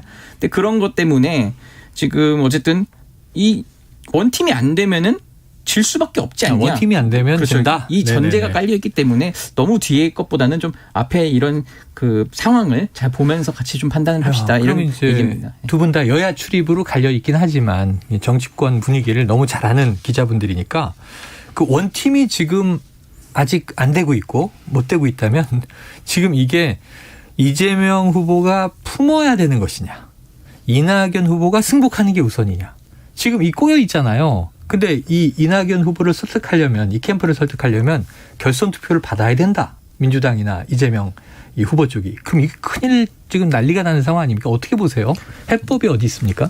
현실적으로 결선 투표를 받을 가능성은 없을 걸로 당 보이고요. 지도부 입장도 그렇고. 네, 지도부 입장도 그렇고 네. 이재명 후보 캠프에서도 뭐 이재명 후보 본인도 그렇고요. 그걸 받을 가능성은 없어 보이는데 다만 저는 이제 이 원팀이 되기는 좀 어려울 거예요. 지금 이거 이미 갈려 있으니까. 근데 원팀이라는 개념을 어디까지 둘 것이냐. 그러니까 실제 본선에 가서 표가 이탈하는 정도까지는 안 가면 그러면 크게 보면 원팀이다라고 하면 원팀은 또 유지가 될 수 있습니다. 그러니까 두 사람 사이가 완전히 회복이 되지 않는다고 하더라도요. 그럼 그 기준을 조금 낮춰서 본선에서 이탈표가 없는 정도로 하자고 하면 그건 그렇게 어려운 과제는 아니라고 보거든요. 실제 본선까지 갔을 때 각 당의 후보가 선출이 됐을 때 그때도 야당으로 이탈할 정도의 갈등이 생기려면 이 갈등이 아마 이 대선 전까지 쭉 이어져야 될 건데 그러니까 그렇게까지는 안 갈 거라고 보고 즉 이 상황에서 필요한 건 결국에는 잘 대우를 해주는 거라고 생각을 해요. 그러니까 이재명 후보가 여기서 잘 보듬어주면 사실 이낙연 후보 같은 경우에는 지금 전체적으로 고립되어 있는 형국이거든요. 네. 어느 누구도 이낙연 캠프 쪽을 지원해주지는 않고 있는 상황이잖아요. 물론 뭐 야당의 홍준표 의원이나 원희룡 전 제주지사는 지원을 해주고 있지만 그건 도움이 안 된다고 보고. 네. 그렇기 때문에 결국엔 지금 상황에서 좀 품어주는 그런 그림만 만들어주면 결국에는 표도 다 집결을 할 수밖에 없을 거라고 그렇게 생각을 합니다. 그러니까 원팀의 기준을 너무 높이 잡지 말고 우리가 흔히 뭐 용광로 선대 이런 얘기한단 말이죠. 선거 때마다. 근데 이제 우리 지지층의 표가 이탈하지 않는 정도 선에서 지금 본선에 진출한 승자가 된 이재명 후보가 지금 이제 이낙연 패자 이 캠프를 좀 보듬어주고 끌어안는 게 필요하다. 그러니까 표면상으로도 원팀이 구성 굉장히 중요한 이유가요. 제가 최근에 이제 윤건영 의원을 만났을 때 이런 얘기를 하더라고요.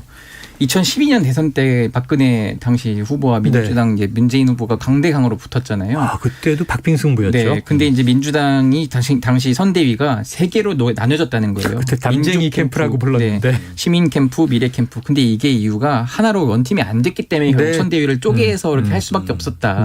결국은 그게 결과로 드러나지 않냐. 이게 어떻게든 하나의 잘 용광으로 선대위를 구성해서 끌고 가야 한다. 뭐 이런 걱정을 좀 했습니다. 그래요. 저도 그때 기억해 보면 늘 지적이 그렇게 나오더라고요. 컨트롤 타워가 없다.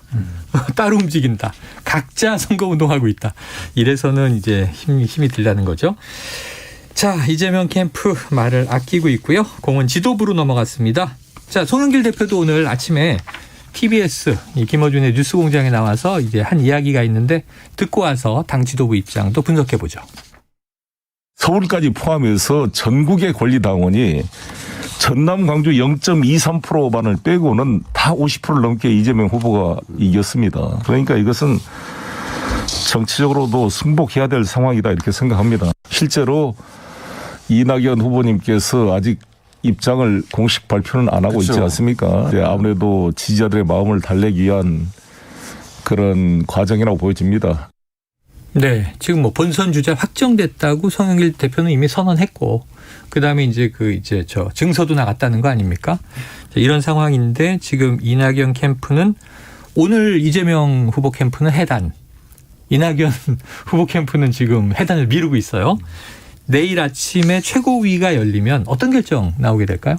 최고위가 열려서 결국은 이제 이의제기가 들어온 것에 대해서 뭐 논의를 해서 검토를 하고 최고위가 마지막 그 최고 결정 기구잖아요. 네네. 그렇기 때문에 이제 이재명 후보로 확정을 쐐기를 받겠다 뭐 이렇게 지금 들리거든요.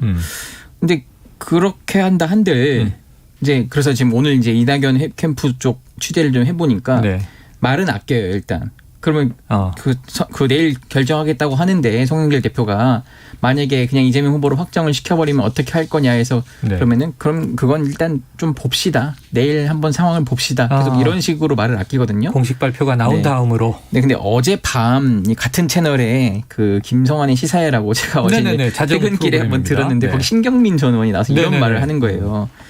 송영길 지도부가 정치적으로 이걸 풀지 못하면은 우리가 한번 우리는 그렇다 쳐도 지지자들 이 격앙된 지지자들을 어떻게 할 것이냐.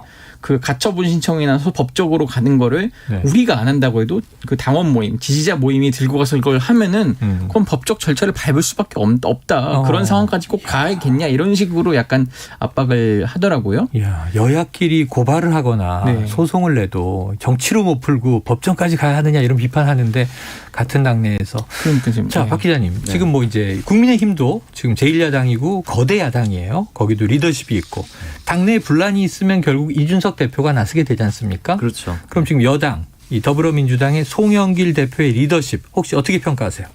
지금 현재 상황에서요? 네, 현재 상황에서죠. 저는 뭐 이거 개인적인 의견을 물어보시니까 좀 네. 그렇긴 하지만 약간 좀 아쉽다라는 생각이 들어요. 그러니까 제가 아까 네. 지금 상황은 이낙연 후보 쪽에 어떤 명분이 있지도 않고 또 여러 진영상, 그러니까 당내 구조적으로 밀릴 수밖에 없는 그런 구조인데 네. 송영길 대표가 여기에서 조금 더 부드럽게 갈 수 있었다라고 생각을 하는데 좀 딱 네. 잘랐던 거예요. 그러니까 예를 들자면 어제 지도부가 이재명 후보의 그런 일정에 동참을 해가지고 이미 확정된 후보다라는 식으로 굉장히 단정적으로 얘기를 했잖아요.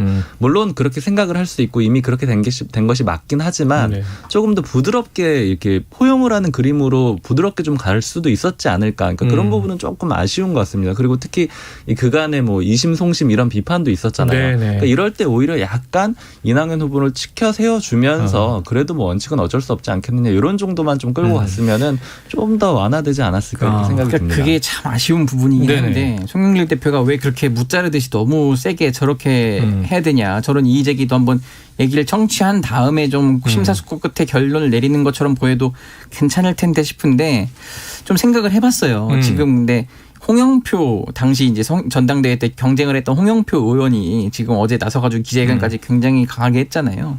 그런 사감이 좀 반영된 게 아닌가 이런 좀 추정이 되는 대목도 있어요. 근데 두 분이 예전에 과거 인천에서 좀 정치를 서로 하면서 원래는 송영길 의원이 먼저 시작을 해서 많이 도와줬어요. 네. 보궐선거 이렇게 들어오게도 하고. 근데 이제 어쨌든 홍영표 의원이 20대 국회 때 원내대표 되면서 많이 성장을 했잖아요. 그러면서 친문에 이제 또 막 좌장 뭐 이런 식으로 나오면서 굉장히 이제 보폭을 넓히면서 586의 막형 뭐 이런 그런 식으로 해서 자리였죠. 이제 막 경쟁 당대표까지 나서서 경쟁을 하다 보니까 송영길 대표가 좀 마음이 많이 상했어요. 그러니까 인천에 뭐 대장은 나야 이런 거였는데 인천에 대장을 놓고도 이제 좀 아웅다웅하는 그림이 계속 그려지다 보니까 근데 이낙연 후보 측에서 이제 그 자기와 경쟁했던 홍영표 의원이 저렇게 나서니까 더 좀 감정이 섞이지 않았나 싶습니다. 그래요. 자, 어떻게 될지. 또 어쩌면은 뭐 이게 지지부진하게 길어지면 오히려 수습이 안 된다고 판단해서 빠르게 좀 본인이 책임을 끌어안더라도 결단 내려줘야 한다라는 또 책임감이 있었을지 이런 건 좀 지켜보도록 하죠. 자, KBS 1라디오 최영일의 시사본부 지금 박순봉 경향신문 기자 최영창 세계일보 기자와 함께 불사조 기자단 지금 함께 하고 있습니다.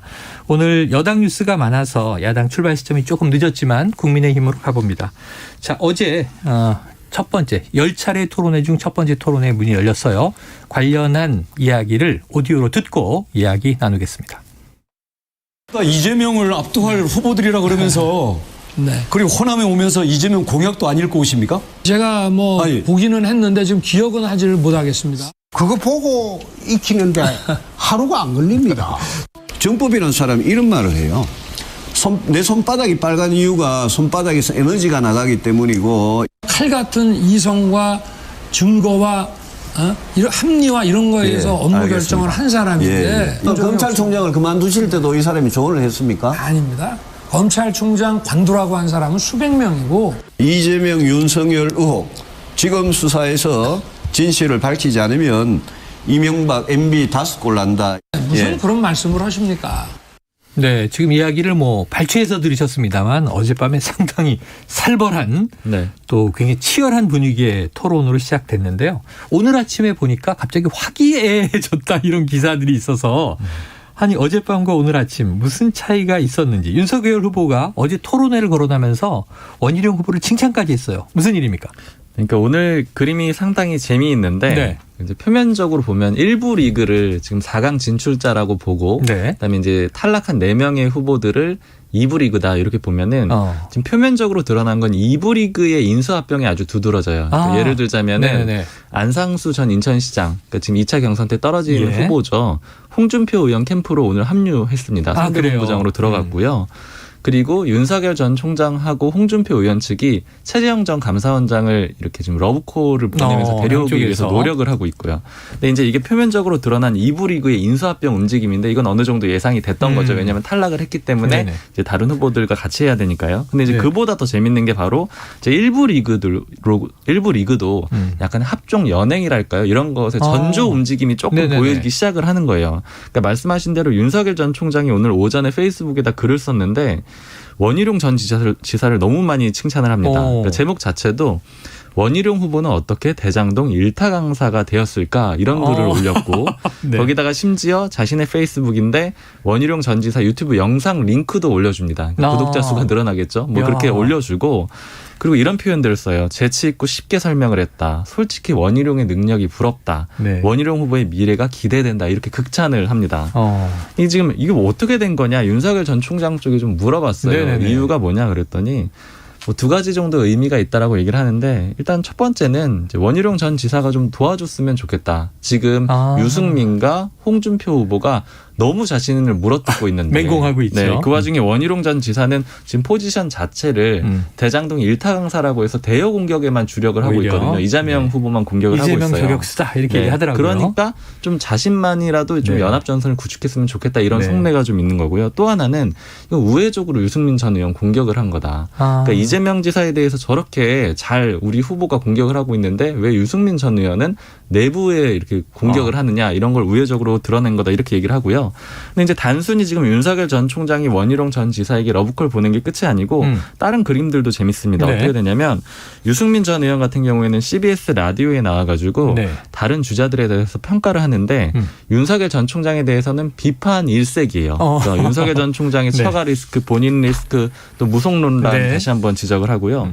그런데 홍준표 의원에 대해서는 어떻게 평가를 하느냐? 반반입니다. 칭찬 반, 비판 반. 그러니까 젊은 지지층 지지를 얻는 건 굉장히 부럽다. 요거는 칭찬을 해줬고요.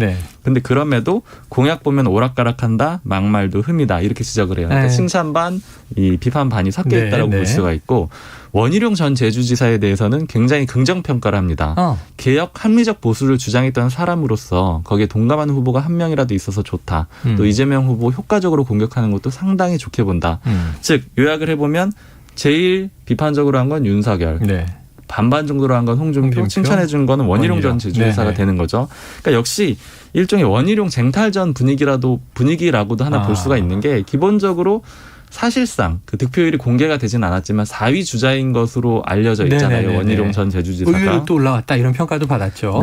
그래서 원희룡 전 제주지사 같은 경우에는 물론 지금 캠프에 물어보면 1위를 당연히 노리고 있다라고 얘기를 하지만 이제 다른 주자들은 강한 경쟁 상대라고 보지는 않는 거죠. 그렇다면 오히려 손을 잡아야 될 대상이라고 보면서 이렇게 같이 움직이고 있는 거고. 그리고 또 하나 또 재밌는 점은 홍준표 의원은 그러면 오늘 또 어떤 평가를 내놨을까. 유승민 후보가 어제 토론에서 이 검증을 그 무속 논란 관련해서 했잖아요. 여기에 대해서 이걸 내부 총질이라고 윤석열 전 총장 쪽에서 비판을 했단 말이에요. 근데 그런 비판은 부적절하다. 그러니까 무속 논란 꺼낸 걸 지원을 해준 거예요. 한마디로 유승민 전 의원에게 사랑의 짝대기를 보냈다 이렇게 볼 수가 있죠. 그러니까 지금 전체적인 그림을 보면 이렇게 갈 가능성이 높아요. 1위하고 4위, 즉 윤석열 전 총장하고 원희룡 전 제주지사의 연합이 좀 형성이 되고 그다음에 2위, 3위 주자 같은 경우에는 어쨌든 역전을 해내야 되고 그 기대를 갖고 있는 거잖아요. 그러니까 그걸 위해서는 2, 3위의 연대의 가능성이 좀 있지 않을까. 그런 거를 오늘 발언에서 조금 엿볼 수 있는 그런 그림이었다고 볼 수가 있고 물론 지금 상황에서는 각 캠프에 물어보면 펄쩍 뜁니다. 당연히 우리는 뭐 1위 주자가 될 것이고. 어제 직접 물어봤는데 펄쩍 뛰시더라고요. 원희룡 이 후보하고 전화 인터뷰를 하면서 자 친윤 후보라는 평가가 있습니다. 그랬더니 그런 조작적인 얘기 하지 말라고. 본인은 MVP가 되기 위해서 뛰는 것이다. 그렇죠. 뛰어서 평가받겠다 이런 얘기를 하더라고요. 근데 이제 어쨌든 시간이 흐르면 또 한국 정치의 흐름상 어떻게 변할지 모르고 단일화 얘기가 분명히 또 나중에 나올 수 있을 거라고 봅니다. 그래요. 아주 재밌는 분석입니다. 그런데 이제 어제 밤에는 또 토론회로 서로 라이벌전을 펼치고 오늘은 평가로 상호 평가를 하면서 이 사랑의 짝대기라는 표현이 와닿는데 자, 그런데 지금 이 윤석열 후보가 말이죠. 토론에 들어가면 상당히 곤궁해질 것이다라는 이제 관측이 많았지만 의외로 지금 토론을 버텨내고 있잖아요. 대범 모드의 윤석열 이런 얘기도 나오던데 혹시 이 최 기자님은 여당 출입하시지만 어제 토론회에 대해서 뭐 좀 두드러진 장면들이 있었습니까? 그러니까 이제 뭐 윤석열 후보가 이제 어제뿐만 아니라 토론을 볼 때 그동안 공세로 맞받아치다기보다는 약간 허허허 실실하면서 이제 조금 뭐 부드럽게 갖고자 하는 게 일부러 전략적인가. 이제 막 공격을 또 맞받아치고 하면 너무 강력해 보이고 뭐 강렬해 보이는 그게 오히려 부정적인 영향을 미칠 수 있어서 아마 좀 학습 효과가 있었을 것 같아요. 옛날 뭐 박근혜 당시 대통령뿐만 아니라 문재인 대통령도 그렇게 토론에 강하다 이런 인상은 아니었잖아요. 오히려 약간 모르는 건 모른다고 하면서 허허허 하면 넘어가는 게 또 시청자들 볼 때는 그냥 이제 그냥 괜찮구나 이런 이미지를 심어줄 수 있을 것 같아가지고 계속 일부러 그렇게 가고 있는 건 아닌가 좀 싶을 정도의 좀 태도가 좀 보였습니다. 이재명 후보도 초반 예비 경선 때는 그래서 이재명 대 반이재명으로 1대 4로 쫙 나뉠 때 우리가 늘 하는 얘기가 1위 후보는 부자 몸조심. 그렇죠. 괜히 구설이 될 발언하지 않고 그냥 이렇게 방어만 하는. 자, 그렇게 이제 평가를 해 주셨어요. 자, 토론회마다 지금 윤석열 후보에게 공세가 집중되고 있는데 이 대법 모드로 전환한 윤석열 후보 앞으로 어떻게 또 여러 가지 이슈들에 대한 또 식견들을 보여야 되다 보니까 그런 문제가 나올 텐데 지켜보도록. 하나 좀 볼만한 게 앞으로 이제 윤석열 전 총장 캠프에 오늘 좀 취재를 해보니까 이 캠프 내부 인사가 좀 낮더라고요. 이제 공보 라인에 대한 대폭적인 수정이 있을 겁니다. 그래요? 네, 많이 바뀔 거예요. 기존에 다 대변인 체제였는데 이제 원톱 형식으로 바꿀 거거든요. 근데 그렇게 되면은 이게 그렇게 바꾼다라는 건 사실 뭐냐면 윤석열 전 총장의 그간의 행보를 보면 좋게 평가하면은 계속 유연하게 바꿔왔고 어떻게 좀 나쁘게 표현을 하자면 오락가락했어요. 그러니까 예전에 대변인이 많아서 탈이다 이런 얘기도 나왔었죠. 그런 얘기도 있었고요. 처음에 윤석열 전 총장 같은 경우에는 핵무장론 가지고 홍준표 의원한테 공격을 받고 이럴 때 오히려 이 문제 꺼내면서 역공을 해보려고 했었거든요. 근데 약간 그때 뭐 어떤 지식의 한계를 좀 드러내면서 약점을 노출하기도 했었고 스텝이 꼬였다. 뭐 미 국무부에 맞습니다. 또 커멘트까지 나오고 그런 얘기도 했었고 그다음에 유승민 전 의원의 이 무속 논란 제기에 대해서도 한 번은 강하게 반응을 했었죠. 토론회 끝나고 가가지고 직접 따지기도 하고 근데 그 결과적으로 다 안 좋은 결과로 나왔잖아요. 그러니까 이렇게 대응하는 과정에 대해서 지금 어쨌든 윤석열 전 총장 본인이 만족하지 못한다라는 거예요. 그러니까 공보 라인에 대한 계속적인 수정이 있는 그런 상황이기 때문에 그러니까 결국에는 어떻게 앞으로 또 방식을 바꿀 것인가 이런 것도 좀 지켜볼 만할 것 같습니다. 자, 그동안 보시면서 두 분 기자님 그럼 윤석열 후보 지금 야권에서 가장 유력 주자니까 토론이 좀 늘었습니까?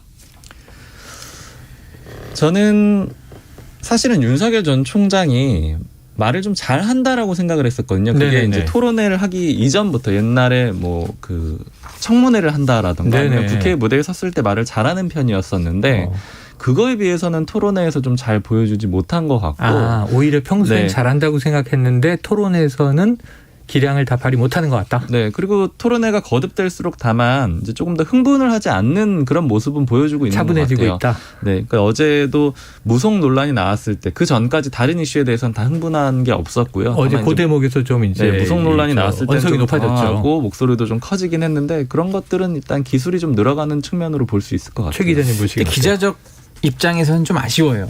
사실 불사조 기자적 입장에서 윤석열 전 총장의 그 재발견은 사실 그때 이제 인사청문회 그 국정감사 때였거든요. 굉장히 좀 강력하게 나왔는데 토론회 땐 그런 모습이 없더라고요. 오히려 좀 부드럽게 가는데 만약에 본선 후보가 되셔도 저럴 거냐. 그러면은 오히려 더 호감도가 계속 유지할 수 있을까? 그러니까 유지하더라도 더 치고 올라가는 데 한계가 있을 것 같다 이런 생각이 듭니다. 그래요. 자, 어제 뭐 이 이야기에 대해서 우리 박 기자님 합종연행 오늘 분석 재밌었고요. 지금 이 이재명 후보에 대해서 지금 다 날선 공방이잖아요. 내부에서도 경쟁해야 되지만 본선 주자가 민주당은 결정이 됐으니까 이재명 후보를 잡을 적임자는 나다. 다 이런 얘기를 했는데 국민의힘 이준석 대표도 여기에 대해서 언급한 게 있습니다. 잠깐 듣고 오겠습니다. 민심이 차갑게 돌아서고 있는 것이다. 3차 경선에서 일반 국민들께서 큰 심판을 하신 것이라 생각합니다. 대장동 비리의 주범은 대선에 내보낼 수 없다는 명확한 의사표시가 되었다. 범죄인이 집권 여당의 후보가 될 수 있느냐? 이건 정말 충격적인 사건이라. 이재명을 잡을 미친 공격수입니다. 첫 번째 미친 공격력. 이제부터 레전드를 만들어 갈 겁니다. 네, 모두 다 내가 적임자다. 호언장담했는데 국민의힘 주자별 대응은 조금씩 다르던데 지금 뭐 두 분의 이 대목에 대해서 가상 여론조사는 나오잖아요. 가상 대결 여론조사 나오는데 그보다 앞으로 이 4명의 주자 중에 누가 본선 링에 오를 것인지 지금 잡고 있는 스탠스에 대해서 두 분의 평가를 들어보죠. 박 기자님 어때요? 누가 본선 링에 오를 것 같아요? 지금 이재명의 어떤 최대 적임 공격수 누굽니까? 야당에서. 사실 뭐 공격력만 따지면은 홍준표 의원이 높을 것 같은데 또 최근에는 유승민 전 의원도 공격수로서 역할을 많이 하면서 그런 것들을 좀 보여주긴 했는데 일단 아직은 국민의힘 내부의 의원들이나 또 여러 관계자들 정서를 보면 아직은 윤석열 전 총장이 대안으로서 제일 적합하다 이런 분위기는 아직 있습니다. 그게 의원들의 숫자 캠프 내에 있는 숫자로도 좀 확인이 되는 거고요.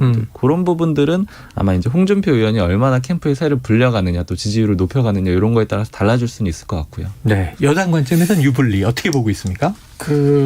뭐 여당에서는 거의 뭐 윤석열 후보가 될 것이다 이런 기류가 높은데. 뭐 개인적으로는 사이다 이재명 대 콜라 홍준표의 이 탄산대전 이걸 좀 기대가 되는 편이고 콜라 대 사이다 새로운 또 관점이 여당 내에서도 그 최근에 그 대장동 일타 강사로 떠오른 원희룡 그 전 지사의 강의를 듣고 이거 되게 핵심을 잘 정리하고 굉장히 쏙쏙 알아듣게 한다. 그 광역 지자체장이었던 내가 개발 사업 잘한다. 그러면서 대장동 외에도 시리즈가 있다 이렇게 막 얘기하더라고요. 그렇죠. 그래서 그분이 이제 그런 면을 좀 발휘하면서 후보가 되면은 좀 재밌어지지 않을까 싶은데 지지율이 좀 더 올라야겠죠. 알겠습니다. 두 분의 또 공통점이 있네요. 알겠습니다. 박순봉 경향신문 기자, 최영창 세계일보 기자와 이번 주 첫 코너 불사조 기자단 다음 주에 돌아옵니다. 고맙습니다. 감사합니다. 감사합니다. 최영일의 시사본부는 여러분과 함께합니다. 짧은 문자 50원, 긴 문자 100원이 드는 샵 9730. 라디오 어플 콩과 유튜브는 무료로 참여하실 수 있습니다.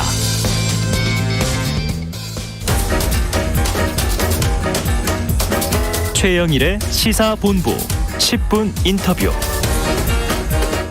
네, 단 10분 동안 이슈의 핵심을 10분 짚어드리는 10분 인터뷰 시간인데요. 오늘은 이분과 연결하기 위해서 저희가 시간 순서를 살짝 바꿨습니다.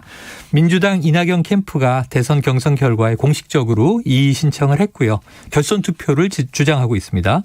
이낙연 캠프의 정치개혁 비전위원장 맡고 계신 김종민 민주당 의원을 연결해서 입장 들어보겠습니다. 김 의원님 안녕하세요. 예, 김종민입니다. 네, 자 이제 다 경선은 끝났지만 어제 경선 결과에 공식적으로 이의 제기를 하셨잖아요. 예. 오늘 캠프 해단식도 취소하고 조금 지켜보기로 했다 이런 보도가 나오는데 오늘 캠프 분위기는 어떻습니까? 일단 이의 제기를 해놓은 상태고요. 당 지도부가 그 이의 제기를 받아서 그 당원당규 해석에 대한 이견이 있잖아요, 지금. 이견을 빨리 공식적인 절차에 따라 입건 해석을 해달라. 우리 생각은 당연히 이거는 결선 투표로 가야 마땅한데. 일단 해석상의 이견이 있으니까 그 절차를 밟아서 토론을 통해서 빨리 결론을 내달라. 그렇게 기다리고 있습니다. 자, 당 최고위 내일 오전에 열린다고 하고요. 공식적으로 검토해서 공식적인 입장을 내달라 그러셨는데 지금 이 민주당 선관위 그리고 당 지도부 이 경선 결과 발표에 대해서 이 당원 당규에 위배된다 이렇게 보시는 입장이잖아요. 그렇죠. 자, 그럼 구체적으로 지금 이제 이 약간 국민들이 헷갈릴 수 있는 게 송영길 대표도 당원 당규에 따르면 이런 얘기를 하고 지금 이낙연 캠프도 당원 당규에 따르면 하니까 같은 건데 해석의 차이가 있지 않나 싶어요. 그러면 그렇게 보시는 이유를 좀 청취자분들이 이해하기 쉽게 설명해 주십시오. 그게 이제 우리 당원 특별 당규 59조 1항입니다. 59조 1항은 이렇게 돼 있어요. 후보자 사퇴한 후보자의 에 대한 투표. 그러니까 사퇴한 후보자에 대한 투표는 무효로 한다. 이렇게 돼 있습니다. 그런데 이게 만약에 우리가 선거를 한날 한시에 치르면 아무 문제도 안 돼요. 사퇴한 후보자라는 게 분명하고 그 후보자에 대한 투표는 한꺼번에 이루어지잖아요. 그렇죠. 그런데 우리가 지금 레이스를 거의 한 2달 가까이 이제 진행을 하고 있기 때문에 투표를 이 투표 기간이라는 게 여러 번에 걸쳐서 투표 행위를 하잖아요. 그렇죠. 지역 순회하셨고. 그러니까 사퇴를 9월 13일에 정세균 후보가 사퇴를 했어요. 그러면 그 이전의 투표도 있고 그 이후의 투표도 있습니다. 자, 그 이전의 투표는 사퇴하지 않은 상태에서 투표한 거잖아요. 네. 그래서 이거는 유효 투표다. 그리고 그 이후에 예를 들면 김두관 후보 같은 경우는 사퇴를 했는데 네. 그게 반영이 안 돼서 김두관 후보에게 한 250표 정도 투표한 분들이 있어요. 네. 이거는 이제 무효표가 되는 거죠. 이미 사퇴한 후보를 찍은 거니까. 네네네. 근데 사퇴하지 않은 상태에서 정상적으로 찍은 표까지 무효로 한다는 것은 네. 이거는 이 당원 당규의 그 조항에 어긋난다는 거예요. 거기는 사퇴한 후보자에게 한 투표가 무효라고 된 거지 사퇴한 후보자의 모든 투표가 무효라고 한 건 아니거든요. 네네. 그래서 여기에 대한 의견이 다른데 이 문제에 대해서 한 번도 심각하게 토론을 해본 적이 없습니다. 아, 네. 자, 이렇게 해석을 서로 달리할 수 있죠. 근데 민주주의라고 하는 것은 이렇게 의견이 다를 경우에는 토론하는 게 민주주의예요. 네네. 그냥 지도부니까 아니면 뭐 1등이니까 그냥 덮고 간다. 혹은 힘으로 밀어붙인다. 네. 이건 민주주의가 아니죠. 그래서 저는 이 문제에 대해서 정말 이런 문제가 있구나. 이렇게 해서 달리 볼 수 있구나. 이걸 인정을 해야 됩니다. 네. 이걸 인정하고 신중적인 토론에서 옳은 게 뭔지를 우리가 같이 어깨 걸고 모색을 해야지. 네. 내 생각만 옳다 그러고 이제 밀어붙이면 너는 우리 이 민주당이 하나로 모아져나는데 네. 가장 큰 장애물이 된다. 알겠습니다. 예. 그러니까 이해가 됐네요. 주장하시는 바는 좀 명확합니다. 당원 당규 자체의 문제가 아니라 유권 해석의 문제, 해석의 차이를 문제. 지금 말씀해 주신 거고요. 예. 그리고 여기에 대해서 지금 공개적 토론을 한 번도 거치지 않지 않았느냐. 자, 그런데 이제 당내에서 또 당 밖에서 지금 보도되고 있는 내용을 정리해 보니까 이래요. 자, 이해찬 전 대표 시절에 만들어져서 지난해 8월 이낙연 후보를 당대표로 선출할 때 전당대회에서 당원 투표에 의해 통과된 특별 당규다. 자, 근데 이낙연 대표 시절에 당규 조항을 본인이 부정하는 게 말이 안 된다. 이런 비판도 있고. 그리고 말이 안 되는 얘기가 네, 말씀하세요. 이 당규를 부정하는 게 아니에요. 당규를 부정하는 게 아니다. 이 당규를 왜 그렇게 잘못 해석하느냐고 네네. 지금 지도부와 선관위를 저희가 문제 제기하는 거거든요. 네네네. 이 당규가 누가 보더라도 사퇴한 후보가 무효지 사퇴하기 전에 받은 표가 왜 무효냐. 네. 이게 합당한 문제 제기 아닙니까? 그러니까 이 당원 당규가 틀렸다는 게 아니라 당원 당규를 인정하는데 거기에 따르면 이제 무효표를 포함시키는 게 맞다. 지금 유효 투표와 무효 투표의 이제 기준을 아까 설명해 주셨어요. 예, 제가요. 주장은 이렇게 이해됐습니다. 한번 얘기를 해볼게요. 우리가 유효 무효를 얘기할 때 사람들 이제 헷갈릴 수가 있는데, 그러니까 사퇴를 하면 득표 자체는 무효가 되지 않습니까? 왜 집계할 필요가 없잖아요. 사퇴했으니까. 그런데 투표에 참여한 그 투표자들, 유권자들, 이 유권자들의 투표 참여는 무효입니까 아닙니까? 참여한 건 유효하죠. 참여는 유효한 거예요. 지금 우리는 이걸 따지는 거예요. 이 투표자의 참여가 유효하면 과반수의 분모로 들어가야 되는 거고. 왜냐하면 우리는 투표자의 과반수를 가지고 후보를 뽑기로 한 거거든요. 약속이. 그 투표자가 이 정세균 후보나 김두관 후보를 정상적으로 찍은 분들이 투표자냐 아니냐. 이거를 지금 우리가 판단하는 건데 상식적으로 우리 최영일 평론가님 보세요.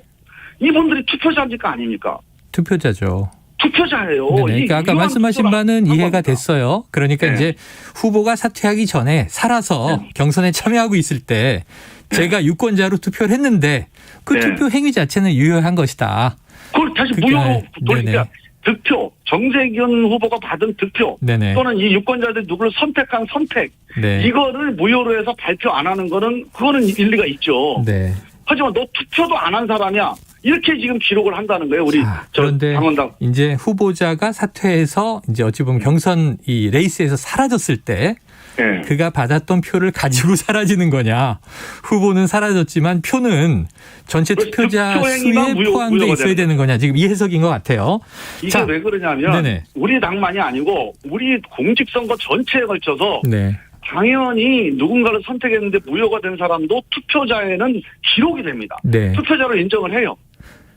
얼마 전에 대법원에서 김 의원님 요런 질문이 하나 나와요. 뭐냐면 자 지금 말씀하시는 게 일리 있다 치더라도 지금 경선 과정에서 몇 차례 문제 제기를 하셨고요. 지금 이제 경선이 다 끝났지만 이거는 아니다. 다시 봐야 한다라고 얘기를 하시는 건데 그렇다면 오히려 좀 과거 이전에 이 당원 당규 해석 문제에 대해서 이 플레이가 시작되기 전에 운동장에서 경기가 시작되기 전에 이 문제를 해결하고 들어가 있어야 되는 거 아니냐. 그것도 네네 경기 중에 얘기하는 문제가 있지 않느냐 하는 문제제기가 있죠. 그건 아닌 게 네네. 이런 문제가 제기되기 전에는 각자 다 자기 나름대로 해석을 하고 당연히 이럴 거다라고 생각을 한 거예요. 이게 문제가 된다고 생각을 안 해본 거죠. 네네. 당연히 이거는 이럴 거다라고 생각을 했는데 알고 보니까 자기하고 정반대의 생각을 가진 사람이 발견된 거예요. 네, 다른 생각을 가지고 있는 것이 서로 발견됐다. 그렇죠. 그전에는 몰랐죠. 다 게임에 오기 전에는 알 수 없었다. 네. 그런데 이제 이 문제는 우리 당원 당규에 정해져 있습니다. 네. 자, 당원 당규의 유권 해석이 문제가 된 경우 그런 경우 있지 않겠어요? 이런 경우죠. 지금 같은 경우. 유권 해석을 서로 달리해서 충돌이 있을 경우에는 그 절차를 정해놨어요. 네. 그 절차를 당무위원회에서 유권 해석을 최종적으로 하게 돼 있습니다. 예. 그게 당원 당규상의 권한이 있는 거예요. 네. 근데 이걸 선관위에서 그냥 해석하고 끝나면 안 된다는 거죠. 네. 네. 그래서 우리가 선관위에 이의 제기를 해서 당무위원회에서 이거를 권한에 대한 판단을 받아보자. 네. 이게 지금 송영길 지도부가 안 받아들이고 있는 거고 이거는 기본적으로 당원 당규에 어긋나는 겁니다. 그런데 내일 최고위가 열려서 만약에 이제 선관위의 결정과 같은 자 이건 번복이 어렵고 추후에 이 당원 당규의 변경이나 유권 해석 문제를 명확히 하는 걸 검토하더라도 이 지나간 경선 과정에 대해서 적용하기 어렵다. 결선 투표는 불가하다. 이런 결정이 나오면 어떻게 하실 겁니까? 아니 그거는 이제 가정할 필요는 없고요. 네네네. 저는 만약에 송영길 대표가 정말로 원팀을 원하고 지금 되게 어려운 상황 아닙니까? 우리 민주당이. 그렇습니다. 오늘 그 얘기를 계속하고 있어요. 네, 이 어려운 상황에서 지금 40%를 득표한 이낙연 후보와 그 지지했던 당원들, 그 의원들을 그냥 뭉개고 밀어붙이고 가겠다. 네. 이거는 선거를 지휘하는 그런 지도부의 자세가 전혀 아니죠. 네. 저는 이게 결선 투표하자 아니면 이낙연을 해달라. 이런 불리한 주장이면은 모르겠어요. 근데 그런 주장이 아니고 결론이 어떻게 나든 절차를 제대로 이행해달라는 거예요. 그냥 당대표가 이거 아니다 이렇게 해석하는 것 갖고는 승복이 안 되는 거잖아요. 네. 당원 당규에 나온 대로 당무위원회에서 공식 의결을 해서 어떻게 이게 이 유권 해석을 해야 되는 유권 해석을 하자는 겁니다.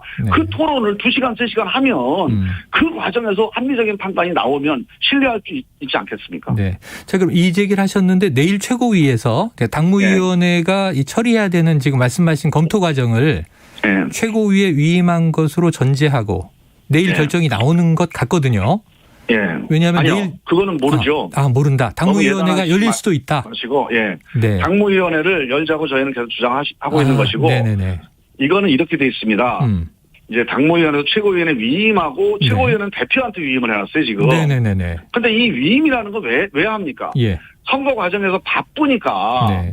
긴급하게 당무위원회를 80명을 소집하기가 어렵기 때문에 긴급하게 처리할 운영상의 결정을 위해서 권한을 위임한 것이지 이렇게 당의 명운, 대통령 후보의 당락이 좌우될 수 있는 중대사를 더군다나 시간도 없는 게 아니에요. 한 3, 4일이면 충분히 소집 가능합니다. 그런데도 불구하고 권한 위임에 처리한다? 이건 기본적으로 당원 당규 취지에 어긋나는 거예요. 자, 그렇게 하면은 마음 모아내기가 쉽지가 않습니다. 당무위원회 절차를 거쳐달라 이렇게 이제 거기서 요청하시는 걸로 정확한 결정을 해야 됩니다. 이해하겠습니다. 사실은 질문이 뭐 승복이냐 불복이냐 원팀 되겠느냐 많은 질문이 있는데 아까 말씀하신 대로 내일 최고위의 결정을 가정할 수 없기 때문에 이 내일 결정을 보고 나서 또 그 이후에 이제 어떤 취하실 행동에 대한 질문을 드려야 될 것 같아요.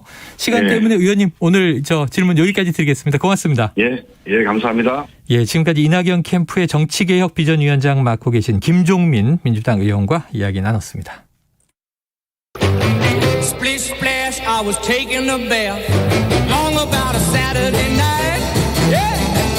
점심 먹고 유쾌한 시사 디저트 한 입. 최영일의 시사본부.